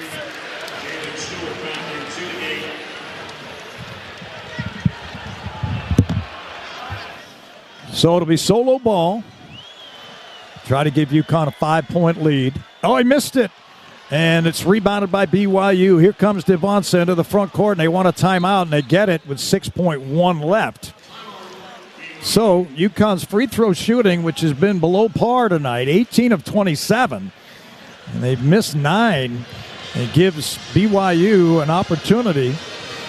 They're going to need a 3, maybe a foul, maybe drive to the basket. I don't think there's enough time for them to drive it to the basket and score and then get a steal. I don't think so. I would think in the huddle that right now, Dan Hurley, the UConn coach, is basically saying, don't challenge anything. Let them have their 3. Let them have their 2. Don't give them a chance for the possibility of a field goal and a free throw, namely a 3-pointer and a field goal. Let them take that open look, but don't challenge them at all on this. I'd be very surprised if any UConn player gets near the shooter, and they're going to shoot it. They got 6.1 seconds to go. The shot clock is off. Well, I think they've got to get, obviously, they got to get a shot off quickly, and then somehow get a steal on the inbounds. I would think UConn, if they... The possession arrow is BYU, so that's not going to get the ball back in UConn's hands. But they're kind of running out of time here. 6.1 seconds left. And UConn leading by 4. BYU 61% shooting in the second half. Yeah, they've gotten hot, and they can do that. They've got the kind of offensive firepower. They've got all their shooters in. Dawson Baker's going to inbound the ball. UConn goes with Ball, Stewart, Demery, Reed, and Caravan.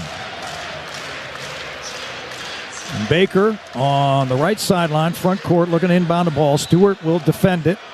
Baker looks to get it in, and he finally gets it in. Saunders with a three, short, rebounded. Boscovich drops it in, and that ends the game. UConn wins by 2. Well, I don't know if they counted that bucket. I think they did. So UConn hangs on to win it 86-84. Boscovich basket at the buzzer, I think, will count.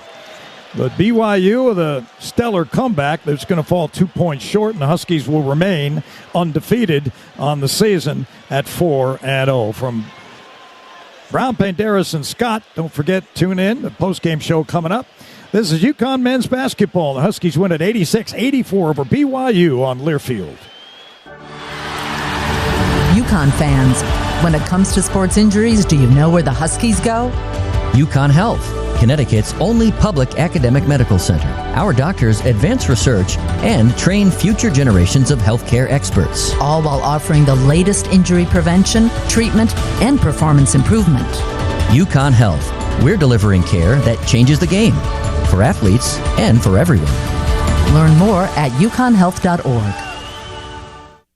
A true teammate takes on every day with a winner's attitude, gets up when they fall down, and leaves it all on the field. There's a group of teammates who do all these things every single day. But they're more than your typical athlete. They're kids facing unthinkable medical circumstances. Team Impact matches children facing serious illness and disability with college sports teams, creating a long-term, life-changing experience for everyone involved. Join us in the movement to get all kids in the game. Visit teamimpact.org to learn more. Team Impact. All in, all together.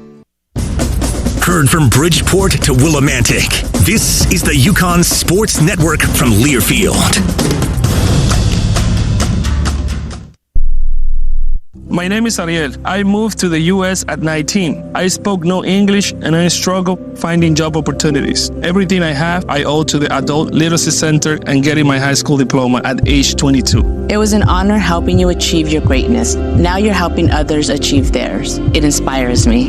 When you graduate, they graduate. Find free and supportive adult education centers near you at finishyourdiploma.org. Brought to you by Dollar General Literacy Foundation and the Ad Council. Adoption of teens from foster care is a topic not enough people know about, and we're here to change that. I'm April Dinwiddie, host of the new podcast, Navigating Adoption, presented by Adopt US Kids. Each episode brings you compelling real-life adoption stories told by the families that live them with commentary from experts. Visit adoptuskids.org/podcast or subscribe to Navigating Adoption, presented by Adopt US Kids. Brought to you by the U.S. Department of Health and Human Services Administration for Children and Families and the Ad Council.